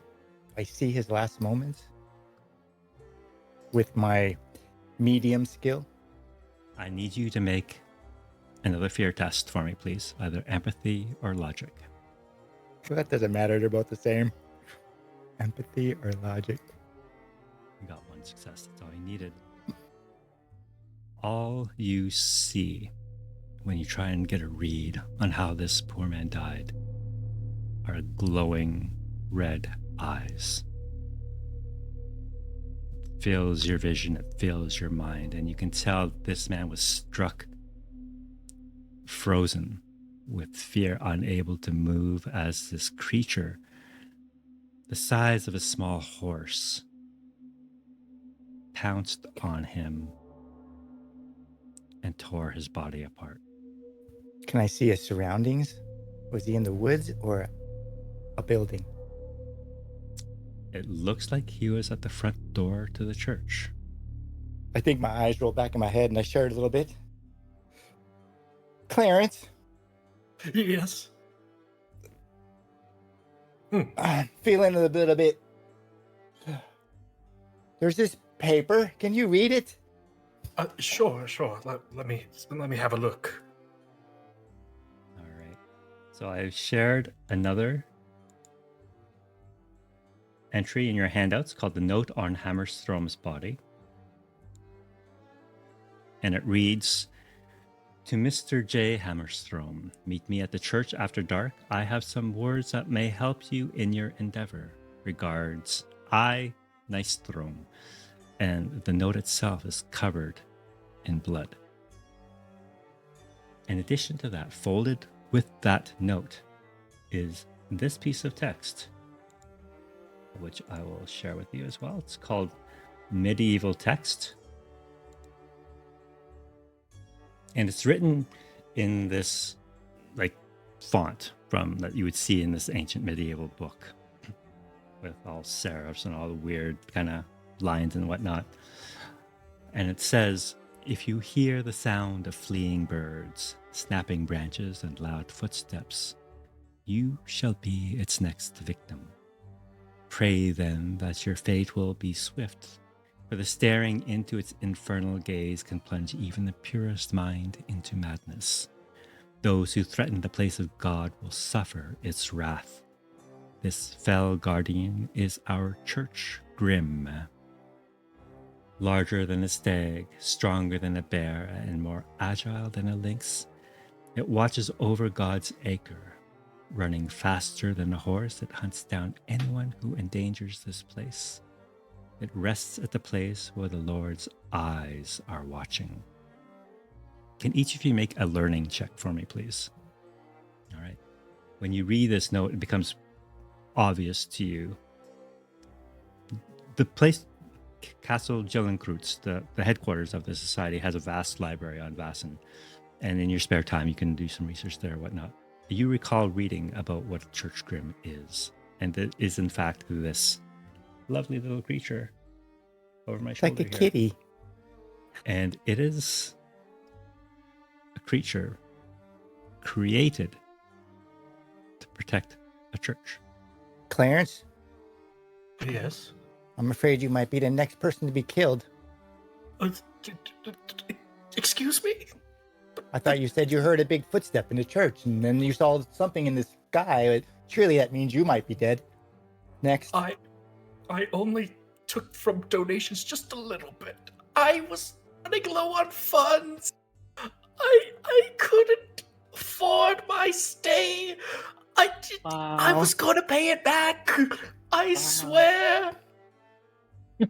No one would have noticed. Oh, and this is what I get. Oh. Yep. City folk. Conniving. But I there think has they to might- be a way. I mean, Mash has that big rifle. Maybe we just don't have. We could just avoid the church, Lars. Like, warn people away from. Oh, even saying it. Oh, I'm going to die. As Well- you say this, you hear the church bells toll. One loud ring, 2, 3. It goes all the way up to 12 loud gongs as they echo through this village. Midnight has struck. Breathe, Clarence. Uh, Breathe. I'm trying. We should just. We should regroup with the others. Preferably in a large berth around the church. Yeah, I guess we can't do anything about Mr. Hammerstrom. We have to leave him here. Oh, it should. Yeah, yeah, we don't have the time to bury him, do we? Yeah, I don't think he'd move anywhere. Okay. Let's go back to the church then, good man. To the church. Oh, okay. You should probably lead. Yeah, up onto the breach. I'll at least protect my manuscript. It's not 18,000 words, but it should be good. Are you giving me your writing? That might be a good idea. And he kind of pulls out his his bag, just all these written pages. Just protect it. It's not been proofread, but I think anything happens to me, make sure it's published. I hand it over.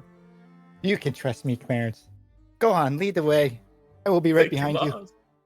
And he'll kind of walk a little more confidently, albeit he jumps at his shadows. Lars is going to fade into the background. He's going to let Clarence walk out in front of him, and he's old man going to just fade in the background like you know, people's eyes just fade over old men, like he's not even there anymore, and he's going to become really quiet. Clarence can't hear him, and he's going to stealth in the background. All right, go ahead and make that roll. As you step forward, confident that your good friend and fellow society member has got your back, you stroll out of the forest, and you hear the most blood-curdling scream coming from the church. I mean, Lars has my back, and he said go to the church. So obviously, he might know something about Church Grim. I don't. So I kind of speed walk a bit. But I keep my eye out, at least on the church's roof. Maybe behind a headstone or two. Can you make an observation check for me, please? All right. You are approaching from behind the church when you heard this scream. And you heard this too, Lars. And you don't see anything, but you hear the distinct sound of a large beast. And it sounds like it's growling, snarling, and rending flesh somewhere inside this church. I'm very hesitant about this, but I'm going to peek in the door. All right, here we go.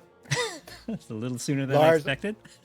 Lars got his bow out. He's already knocked an arrow, but he's like skulking behind like old man through the graveyard behind Lars. Yep, there's the old boy. There he is. There's the young man. Right? Just like a lure. All right. And he knocks an arrow and he just gotta wait Okay. with his good eye. I need you to make another fear check for me, please. Clarence, as you take a peek through the door. Empathy or logic?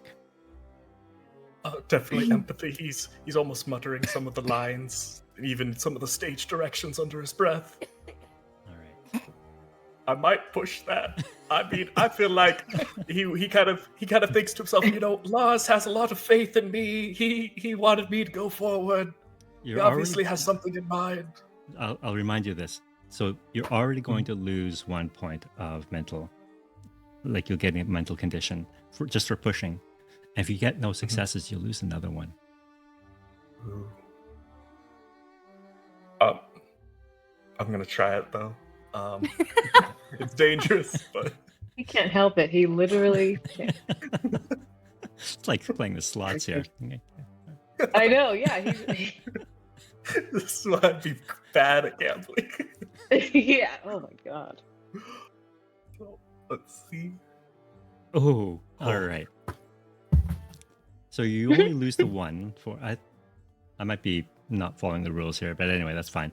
You lose the 1 point of mental health for pushing, but you don't suffer the consequences of being terrified, which could freeze you in place or whatever. But what you do see glaring out at you from the far end of the church, which is now gone completely dark. Red, a pair of red eyes, and you swear they are on fire, and whatever this thing is, it is big, and it smells like flesh being and blood and bone, and you can just see the remains of whatever it attacked scattered across the middle aisle just in front of the altar, and it has seen you. What would you like to do? Look, Lars, it saw me. Lars! And I would like to kind of back up from the door, and I know it's seen me, but maybe I hide around the corner. All right, so you go ahead and make a stealth check for me, please. I'm gonna push that one. Of course you are.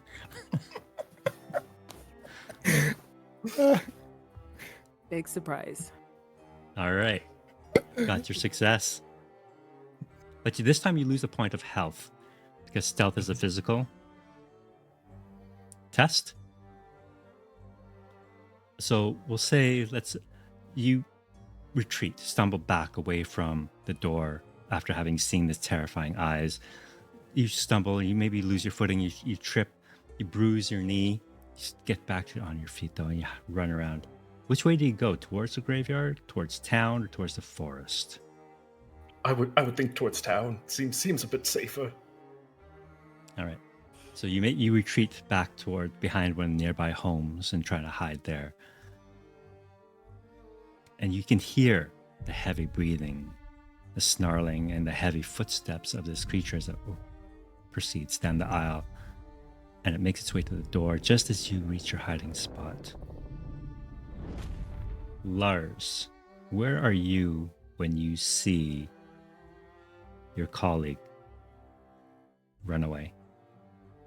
I'm posted up behind something with my bow, arrow in the thing. It's got halfway thing. I see him run, and I'm just right at the doorway waiting for it to show itself with my good eye open. All right. Grant me steel, Elizabeth. Grant me steel. Because if it shows at the door, then he'll let go. The wife you murdered? So you do see this creature, both the size of a small horse, feral looking, blood still dripping from its maw and fangs, and its fur coated in blood and gore, and its flaming red eyes. But you have seen these eyes before in your vision, so you don't have to make another fear check. Yeah, I think he sees Clarence run, and he's worried about the boy. He's got so many years left on him. He has no idea whether that city folk is going to be able to hide anywhere. He might dive into a hedge. Who knows what's going to happen? As soon as he sees the thing at the doorway, he's going to let loose the arrow. All right. Go ahead and make that check for me, please. I think you can just use the item, and it'll automatically use your skill. There you go. Oh, it did. With one success on your bow. How much damage Yes, does we your bow should push do? that. Are you going to push it? Does it mechanically do something else? You if can I get do more more damage. successes? Yeah, you could do more damage, or you can cause an effect I will. or something. I will push. Because who knows what's going to happen to Clarence? Whoa. Oh my gosh. Oh god. Jeez. Imagine you just straight up kill it. Like, that's it, mystery over. We come in like, do you guys need any help? No. Oh, Holy cramoly. All right, so I hear Elizabeth's voice in his ear. I still love you, Lars. I still love you. gosh darn. All right. So what do you want to do with your three extra successes? damage. What are the damage, I guess. I don't know what the options are, but You can do damage. You could perhaps cause him to drop prone or push him back, or I think he would push him back with one, give Clarence a little bit of extra time to find his hiding space, and then the others he would do extra damage. okay. He doesn't know if Clarence is going to be able to hide, and he's backing it back in the doorway while doing extra damage. The arrow comes out, Okay. So you managed to do 1, 2, 3. All right. This arrow sinks deep into this creature's flesh, and it lets out a terrifying howl. It's still alive, and it looks pissed off. And it sees you now. I'm gonna make us go into combat. And Normally, you only have one good arrow in your quiver, Elizabeth. I'm coming. all right. So I'm going to skip over the Foreshadowing. players who are not here. So it is Lars. You get to act first. What would you like to do? He steps away from the either tombstone or the gate he's hiding behind it, makes himself full in view, grabs an arrow, probably tracks Clarence a little bit, but well, this might be it. Let Shoots loose another again. arrow. Uh-huh. All right, go for it. One success. Ooh. I think I will push that because this is a Vaesen and God knows what's gonna happen. No way! No way! What? Again. Oh my God, I guess gonna two-shot a Vaesen here. That's not fair. I'm losing faith in Year Zero engine games because in my last Blade Runner game, Arcturus The same thing and happened. yeah, they just could not fail a roll. It was just I think Horrible. Clarence is into his hiding space and he just sees this old man like shake out his knee and pulls another arrow and just kind of shrugs to himself. Oh my gosh.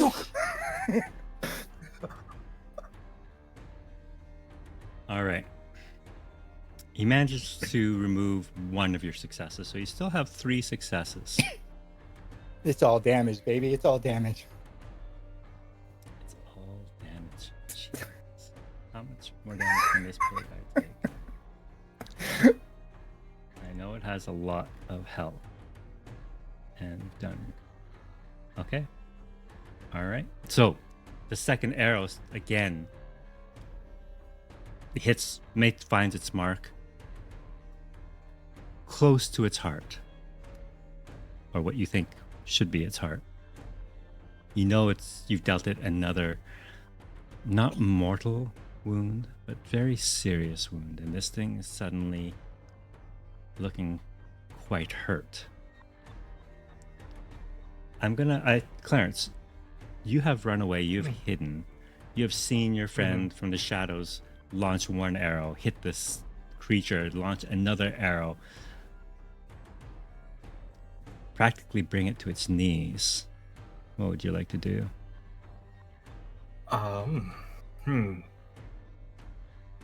Clarence isn't one for combat, but he'd try the doors. Maybe somebody else can help.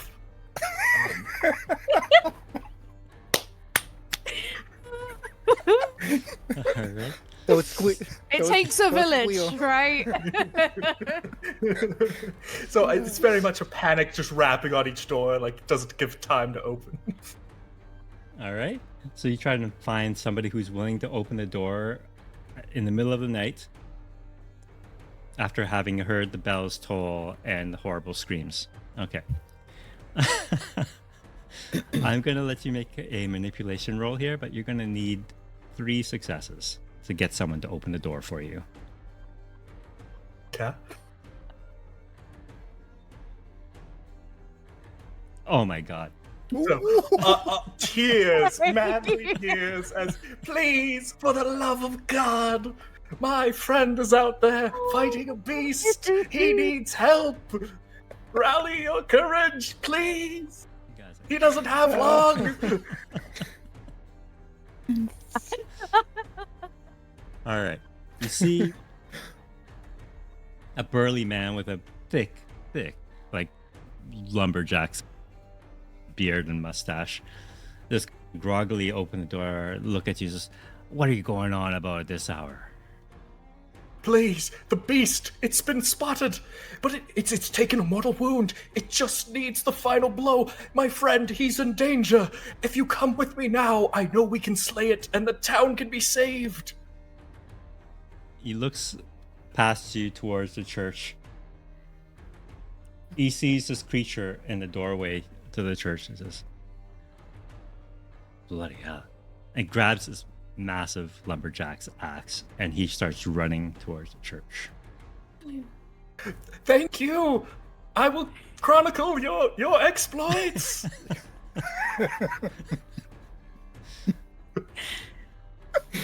In the meantime, this poor creature almost I actually feel bad shattered. for it. After 2 arrows from Lars, retreats back into the church and disappears. You see the burly lumberjack rush up to the church, sees this trail of blood kind of leading back in, looks over his shoulder back at you, looks over and sees Lars with the bow, and am I to do this alone? Oh, Face no, a good demon. man. Lars loses his bow like a walking stick. I'm coming. Give me a little time. All right. He tucks his hand in the back of his belt. Go on, I'm right behind you. He looks over. Clarence, you stay Trust out me, here, his- boy. That sounds like a great plan. His shot's true, good sir. I'm gonna leave your book at the steps, though. I don't think I should be carrying it. And he takes it My out, manuscript. lays it down. I might not make it out of the church. All right, big man, You see- let's go. Clarence kind of just pedaling over, kind of diving for his manuscript. All right. I'm going to quickly switch over to Valentina and Maj. You have been kicked out of the Wit's home. You are making your way back Yeah. to Miss Karlstrom's home to retire, presumably, when you hear the bells toll behind you. And even from this great distance, you can hear that blood-curdling scream. Just the heaviest sigh. Yeah, and then I will. A bone-weary sigh. Yeah, and then I will grab your arm and like pull you towards the church. We're going. child. We're going. Nope, run, run. And it's like I'm running, but you still see the limp. So It's a not very hobble. fast. It's a Yeah. hobble. She's trying her best, but it's a hobble. Who's hobbling? You? I am, yes. Oh, okay. I thought you. I'm pulling. I'm you. trying. Trying to turn this hobble into a light jog as we make our way over there. Okay. By the time you arrive at the church, it's not a very large village. You can hobble your way over there in Yeah. a minute or so. And at the front of the church, what looks to be a small pool of blood, a burly-looking lumberjack with an axe just disappear into the church. You see Lars standing there with his bow, dropping a book on the ground, and Clarence rushing towards the doors. Yeah, we rush up. What the hell is going on? I have my rifle out, and I'm like, He cocking just it, getting left ready. it there. 3 acts worth of work. what? Oh, thank What is going on? God. The scream. There's blood. I don't care about The your manuscript. bells. Yeah, what's The going on? bells. They're tolling. Well, we were a child. Spit it out, showed us boy. The corpse. Church grim in the church. Ah, They shot it. is it dead? No, That must be the beast. most definitely. Hammerstrom was killed by it. You see some excitement in her eyes. Well, then we must kill it. Yes. I'll keep an eye out front, make sure no other fiends come up on our rear guard, as it were. You've got my back. Yes. Okay, the plan is open the doors, and I'm going to shoot at it. On the count of 3. Let me just put this in my bag. All right. So I'm moving you guys over to the map of the church as you guys break in. I'm going to bring you on to the map here so you guys can position yourselves accordingly. And Mr. Lars. I think Lars and the big man have already moved like part way in. Okay. I would expect. He was right behind him in his old man hobbled way. It's taken a lot out of him to shoot those arrows. He's huffing a little bit.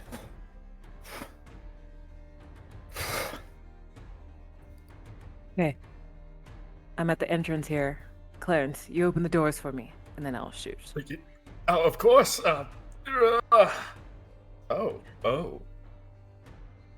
What? I swear, it was just right there. Okay, we open the doors, we don't see it? No, all you see are like little drops of blood leading up the main aisle. And in the distance, this whole church has fallen into darkness.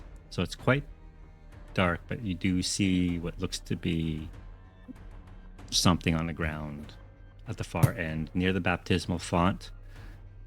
And you see your friend Lars and a burly lumberjack kind of hiding behind that pillar. Can I use my... She's gonna be tracking like the blood and stuff. I'll wait it. Can I use my crystal ball to search for it? Okay.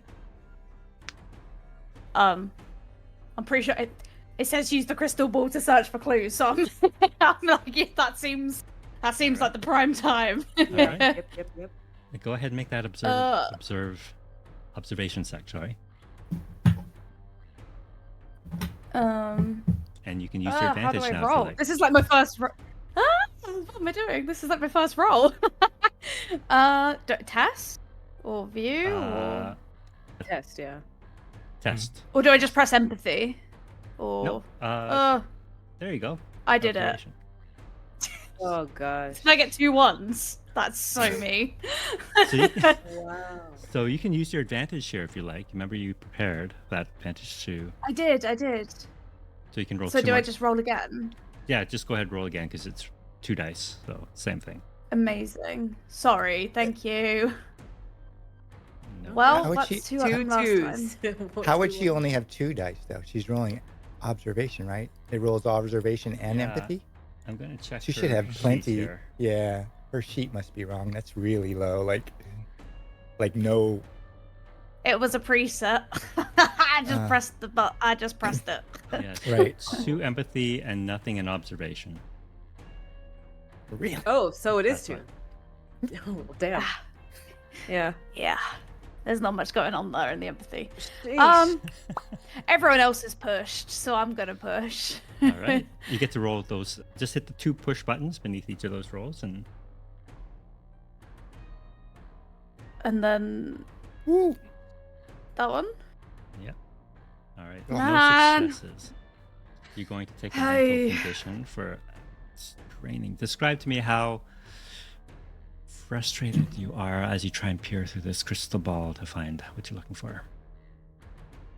I feel like she's straining, like really hard, and like she's like obviously she gets the headache, but I feel like she's straining so much that like her eyes they not they get bloodshot, but like yeah, fuck it, they get bloodshot, and like not they start bleeding, that's too much, but like they get really bloodshot, and like they start like shaking a little, and she can't quite like stop them from shaking a little bit, like and she can't like quite like tear herself from it, like she has to like physically push the way to like shake herself like from the stupor of it. Oh, I did am you all- see? Nothing. Woo. Better luck Oh. next time. I'm And she kind of like also- swipes it away from her. I'm searching along the ground, like the tracks and stuff like that. All right. The Go blood. ahead and make an observation check for me, please. So it should be 4, right? It's 3 plus 1. So, yeah. Yeah. Okay. It should be. Hold on. It should be one less die because you do have a mental condition. Let me double check that. Yeah, you didn't. We have to get your trackers up to date here. Yeah, if you click on either side of your picture, physical and mental, you can add them. I had to figure it out. Yeah, no worries. Got We it. got you straightened. But you do have one success. You're able to find the tracks lead back towards what looks to be the sacristy, the rear of the church. Yeah. Okay. She makes her way over there. All right. Follow me, all- everybody. Can you all make a vigilance check for me, please? Observation? Oh, vigilance. I see. Vigilance. Yeah, yeah.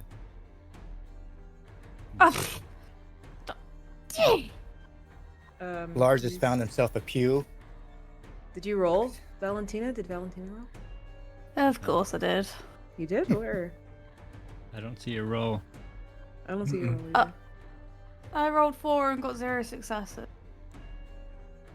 Didn't pop up for us. Yeah, I Well, see. Underneath Okay. yours, above Clarence. That's weird. It should Oh. have showed you the Oh, little it's- type. Didn't show Anyway, me. okay. So Clarence, you're the only one to notice this, but you hear the sound of breaking glass coming from the sacristy. I'll go up to Marge, Nice. wherever. I said, Oh, to be quite a everyone follow me. Yeah. So I heard Yes. something What did from you the hear? sacristy. It was breaking glass. Maybe they just bumped something. Same plan as before. Open the door and I'll have my gun ready. Lars is right behind us. He's very sure of opening doors. And We don't have time. oh, of course, madam. I'll get the door. Thank you. Maj and Valentina, as you reach the front of the church, you can clearly see what that pile of stuff was near the baptismal font. It looks to be the corpse of the priest. Torn open, his chest ripped open, his innards splayed across the marble floor. His head caved in and half of his brain missing. This is near the altar? Yeah, just in front of Baptismal not the font. altar, in front of the baptismal font. Ah, I need each of you to make a fear check for me, please. disgust. Use logic or empathy. Okay. Jeez. You mine should chose have logic rolled with only 2 dice and you still make it. Okay. And empathy. Mine should have been 3 dice, by the way. Yeah. It's because you have a condition. That's why. Ah. Oh, got it. Cancel. Valentina, you see this Oh, it was body. me. Oh, Lars. Oh, Lars, you don't need to make it. Sorry. Oh, My mistake. okay. I meant Valentina. All right. You guys are fine. So you see this Finally. horrendous I sight, got it! but you're not stricken with fear and terror, but you know exactly what this creature is now capable of doing. Exactly. Can And I? the bells start tolling again. Before Hands you, over the ears. before you open the door, young Clarence, going to lay a trap. Yes. Yes. We're going to lure it out. Yes. You know what? I've heard Valentina. He's good at that. He's perfect. Oh. He's already done it for thank- me. Thank you, Lars. I have a hunting trap and hunting equipment. I'm hoping to set up some type of trap right outside the door and lure it out. Into the trap, of course. I'm going to say, Clarence, after you heard the breaking glass from within the sacristy, you're familiar with the sound now, the thundering steps of that enormous beast. But they are now outside the church. Maj, I hate to interrupt what you're setting up. It's left the building. It's no longer in here. It's is it? outside. Somehow, can we get it back in the building?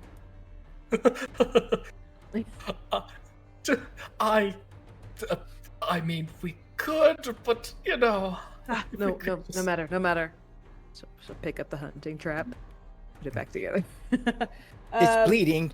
It's bleeding. You might be able Bleeding? to just catch my breath.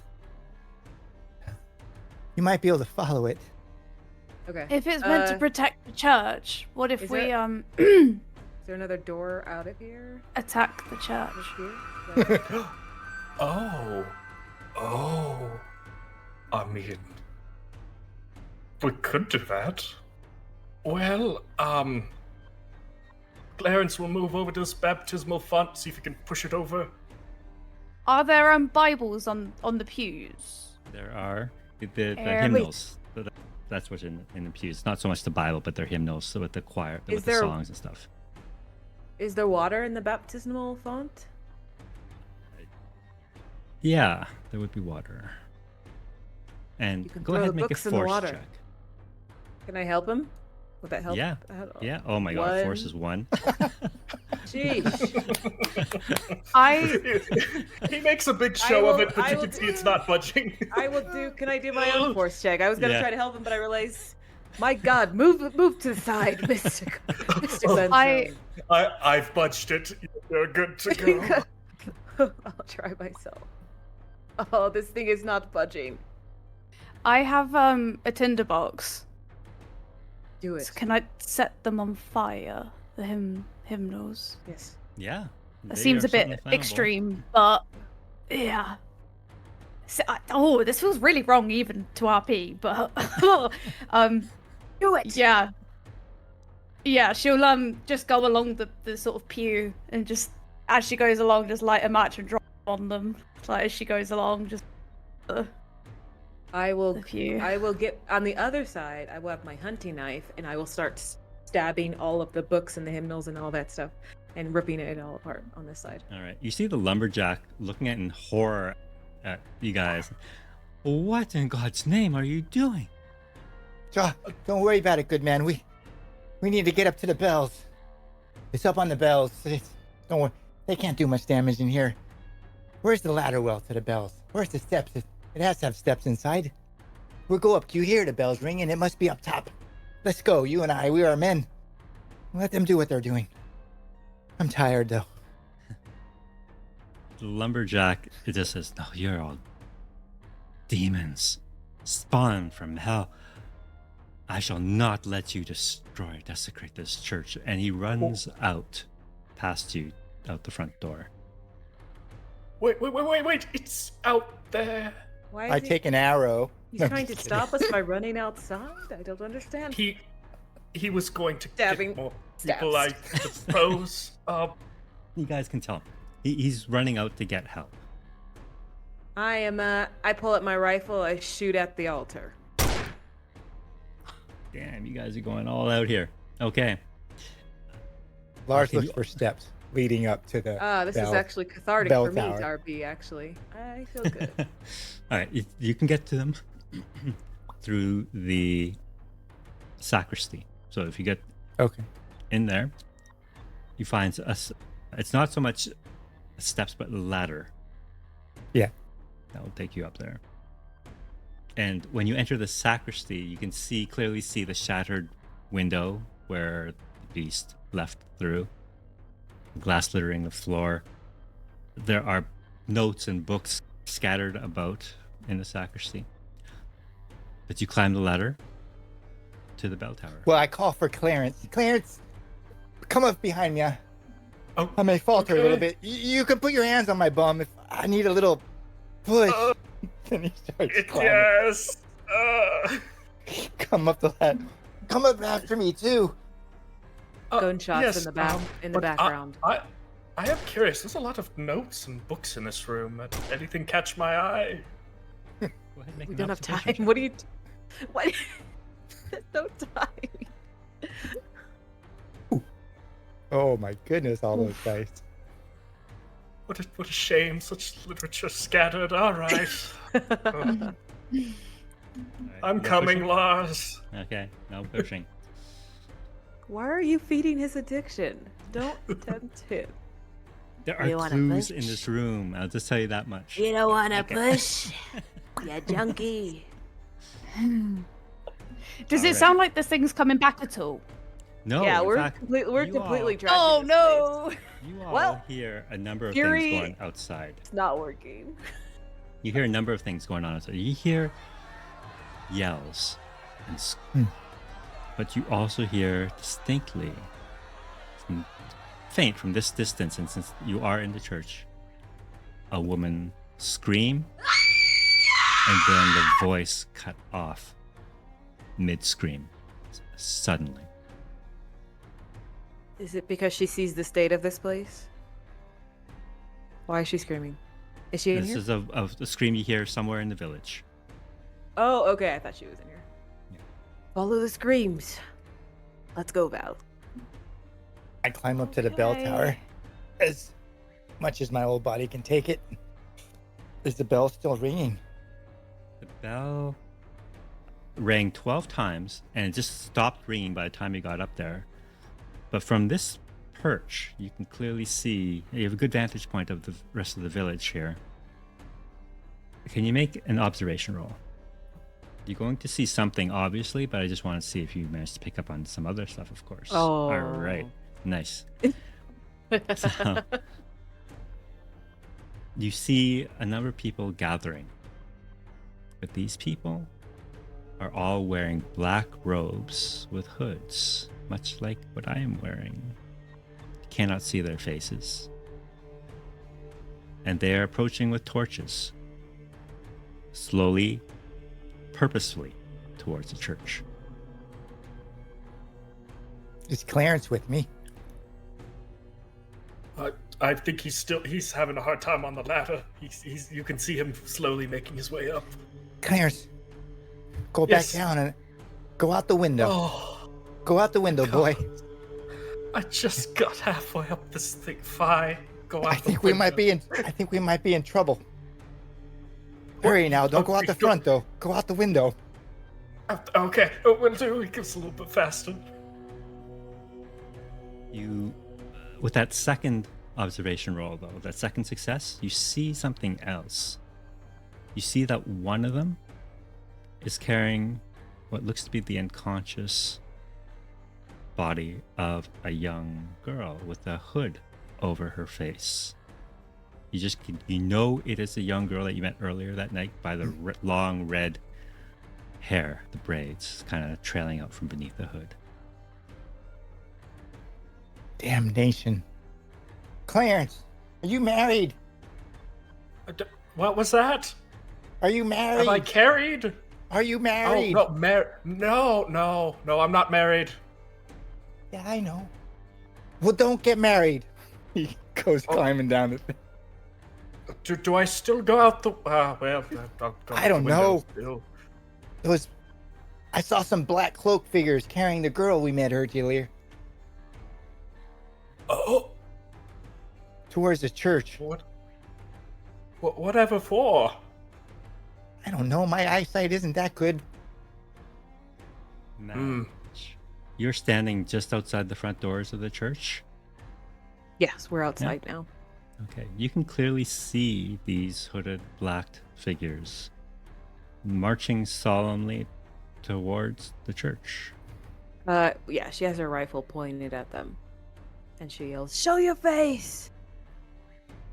They don't stop. They don't look up. I also have about 20 minutes left. Yeah. She's going to shoot them. I'm going to hide. I already have a dagger. I'm gonna hide. Hide behind me. Go ahead and make that firearm check. This is just It should okay. be on So your I see. actions. It'll be on your action tab. So I hit rifle, and it shows 0d6. Rifle. It's gonna show that, but when it rolls, it should be okay. So is it? It actually, well, it doesn't change actually. So how many d6 is it? Like, what's the modifier there? When I rolled bow, it said 0d6 too, but when I rolled it, it actually was. Oh, there we go. correct. There we go. Wow. Okay. You're Nice. your rifle. Yeah. Damn. So you just take aim at the first individual that's coming. Yeah, right in the shoulder. All right. You drop him. He just crumples. He's dead. What does the other one do now that he sees that a dead person just fell? The person You can fell see dead. the others falter a little bit and like look around like, what the hell's going on here? They look a little unsure, but you hear a woman's voice coming from the rear of the procession near the unconscious body of the young girl saying, "Carry forward. The ritual must continue." Do I see the person who said that? A woman near the back of this procession. You Ah. recognize the voice as Miss Carlstrom. Oh, big surprise. That bitch. Now, can I try to find her out and do the same? I need to make an observation check to see if you can tell which one of these hooded figures is her. Come on, don't fail me now. Can I push? You can push. You'll get another mental condition from doing so, though. Okay. All right. Ooh. You not only manage, I will improve your tracker. You not only manage to see her, but lurking over her shoulder, a shadowy figure. I'm going to shoot her. Right between the eyes. All right. I need a Valentina to make a stealth check for me, please, as you try to hide. Oh no. No. Please. You got Please. this. I'm just a sickly Oh my girl trying to... goodness. You are cheating me! Right, I'm pushing that. 6 and Is it my god. is it a physical or a mental? Physical. This will be physical. Okay. You got Wow. So- Yes! Yes! But you do take Wow. one condition. A physical. Twisted ankle. All right. I'll add that to Makes your sense. character. All right. So you Wounded managed to hide. pride. And there's not much to hide behind here. So I'm going to say you're tucked behind the door, just stuck in the Like- doors of the church. Against the wall behind the door. All right. And before you Of take the your trash church. shot, yeah. Before you take your shot, Madge, I'm going to quickly go back to Lars and Clarence as you are now in the sacristy. You smell smoke. I mean, It's not me. she did light those I books mean, on fire, right? I would like to see if that fire is spreading, so I'm going to look for the source of the smoke. I'll peer at the hymn books, look around the sacristy just to see where this is at. Well, you know it's coming out from the main part of the church. So you just poke your head out the door and look, and you can see this entire right wing of the church on fire. All the pews are ablaze now. Who did that? Who? Clarence will quickly scamper out the broken window. He doesn't have much faith in putting that out. What Lars like to do. Damn it. Lars will go out the window too, and Clarence, sneak around the side to hear the gunshot. Oh, Oh, just sneak around the side. Be stealthy then. Be stealthy. He puts a arrow into his bow. Stay I behind hope me. You know. Oh, okay. Oh, thank God. Okay. And they'll go out the window and try to sneak around to the front with Lars leading. Okay. I need both of you guys to make stealth checks. In the meantime, Madge, can you please make a fear check for me, please, as you try and pull the trigger on Miss Karlstrom? Fear is what? Either logic or empathy. Okay. Ooh. Let's go. As And you are I- raising your rifle, you clock Miss Karlstrom. You can see her, just her smarmy smile beneath her dark robes, and over her shoulder you see the two glowing red eyes. But you're not afraid. You're not terrified by this sight of this shadowy beast with red glowing eyes. Go ahead and take your shot to see if you can drop. Miss Looks like the Karlstrom. father to my children. She takes the shot. She's not afraid of him. Did I roll? No, rifle. Roll. One success. You Right, want to push it to get Lego. more? Sure. Right in the head. Right Hey. between the eyes. I have the Alright. pipe in my mouth too, so it's like. All right, just gotta double check how much. Oh. All right, describe to me how you kill Ms. Karlstrom.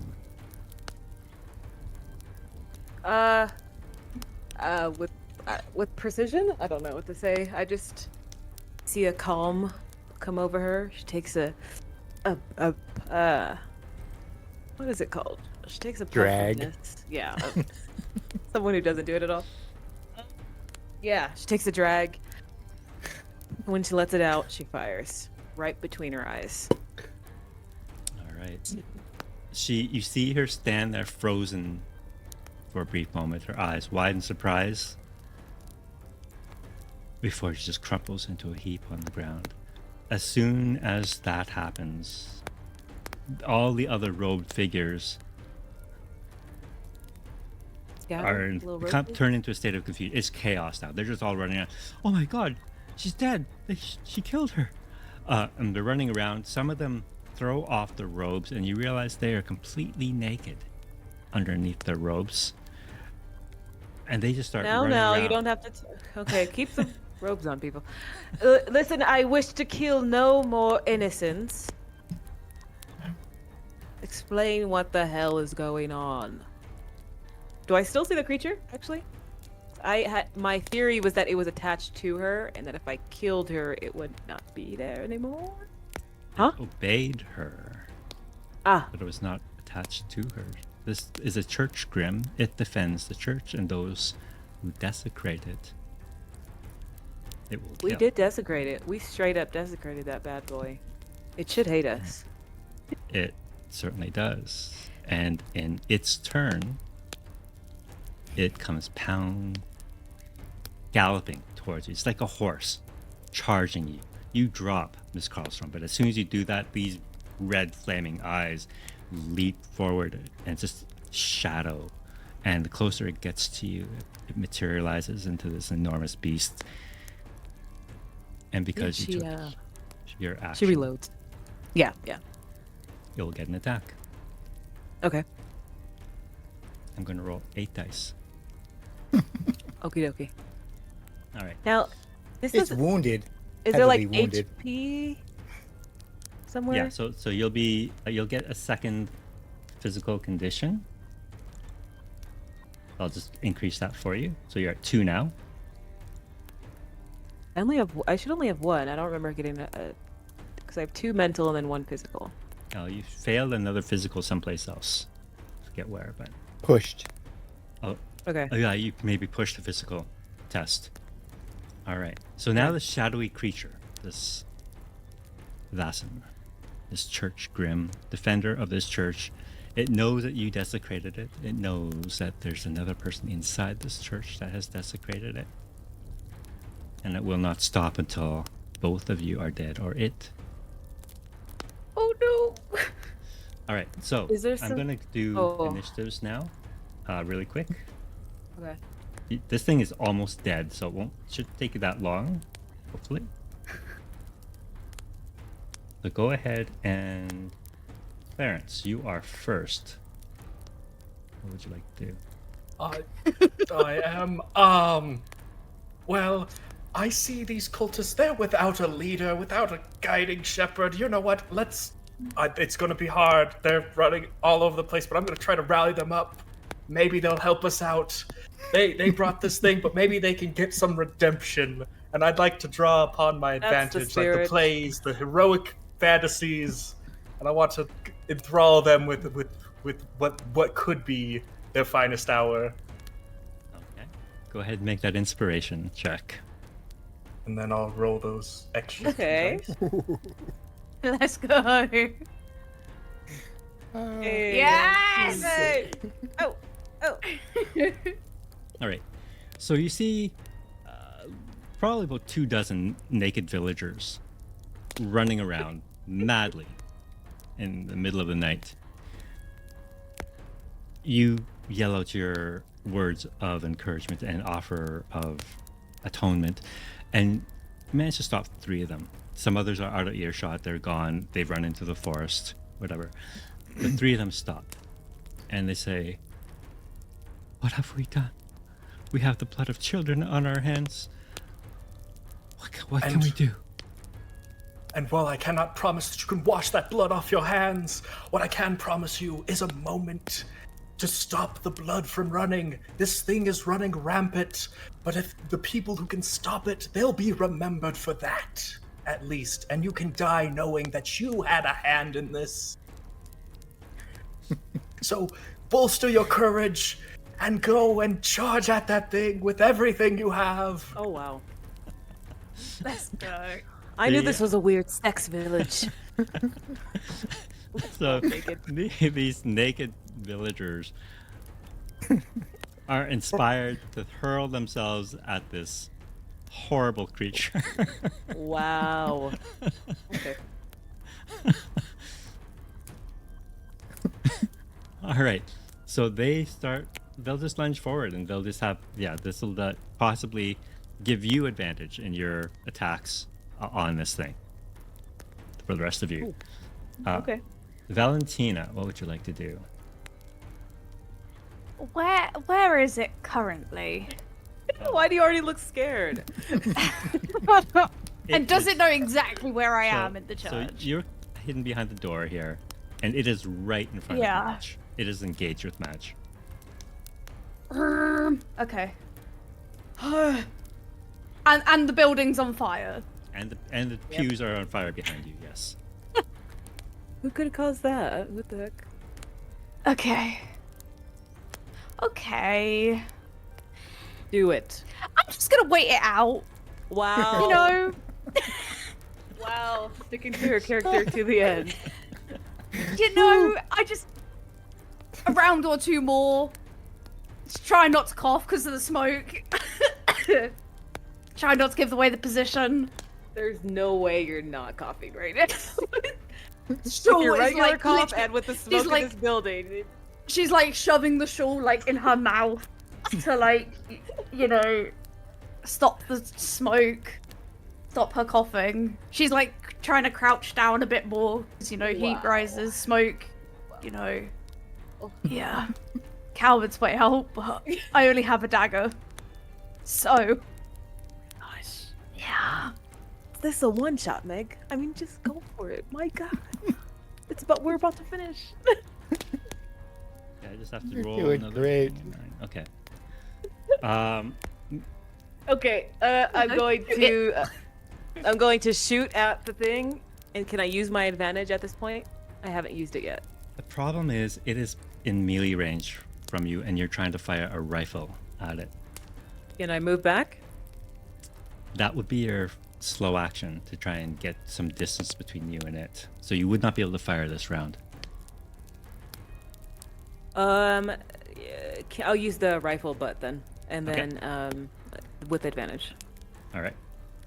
And then how does the advantage work? Just roll 2 extra d6. You can do that by hitting the big Right. white circle and just hitting the Got d6 it. thing twice. Can I push You can push. the rifle butt? Okay. Can you can push the roll advantage or no? Yeah, push the advantage. Okay. Just wondering about that. All right. Okay, So that's I got. one I'll use the rifle. success. Yeah. All right, so you crack this thing across the face. You hear what sounds like bones snapping, which is odd because this is a supernatural creature. But you know you made contact and it is hurt. It is close to death. Wait, don't I get advantage because of the people helping to run, or no? Ah, that's true. Run. I'll give you. I'll give you. Yeah, I'll give you 3 extra dice. Because one for Okay. each of those villagers. What was the other advantage for? Oh, her thing. Her yeah. cleaning Parry. rifle and stuff. Yeah. Mhm.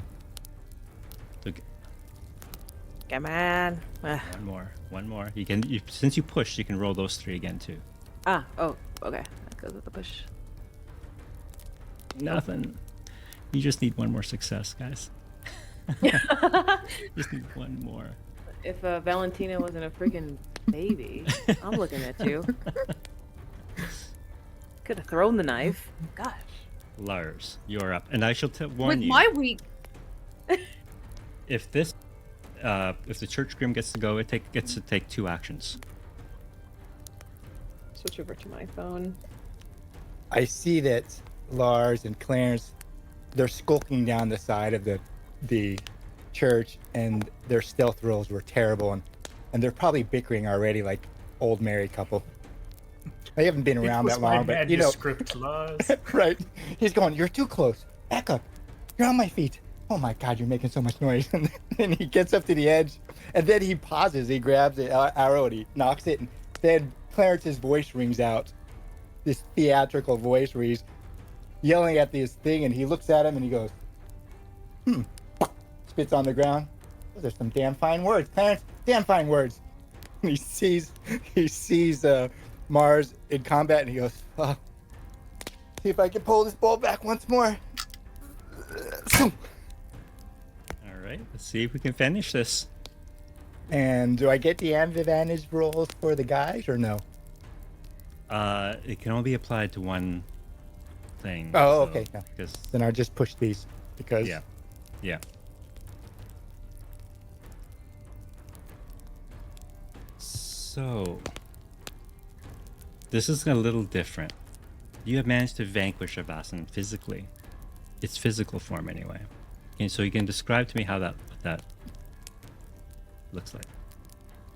I think he's shakily pulling back the bow. Like, he spent so much energy getting here already. He climbed up the ladder, and Clarence had to push him up by his butt. Then he had to climb back down. Like, it's a long way to go for an old man. And he climbed out the window, and third time he pulls back his bow, and the Vaesen isn't really looking at him, and he hears and smells like lilacs. His eyes clear. Elizabeth, he's not even looking, and he looks around and he lets go of the bow. And the arrow goes off, and he turns around and he looks, and it goes in right into the ear, comes out the other side, knocks his head over the edge, and he falls down. And he goes, "Wow, look what I did, Lisa. Look what I did.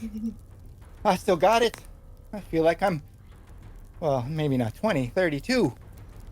And as the arrow goes through one ear and out the other of this church grim, and it collapses, a moment later, smoke, black and roiling, envelops this creature as it lies on the footsteps of the stairs at the entrance of this church, and evaporates, and the creature is gone.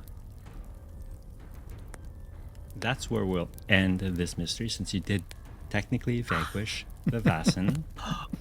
However, you did not kill it, because Vaesen cannot be killed in this fashion. So what happens is, after you murdered one villager, 2 villagers,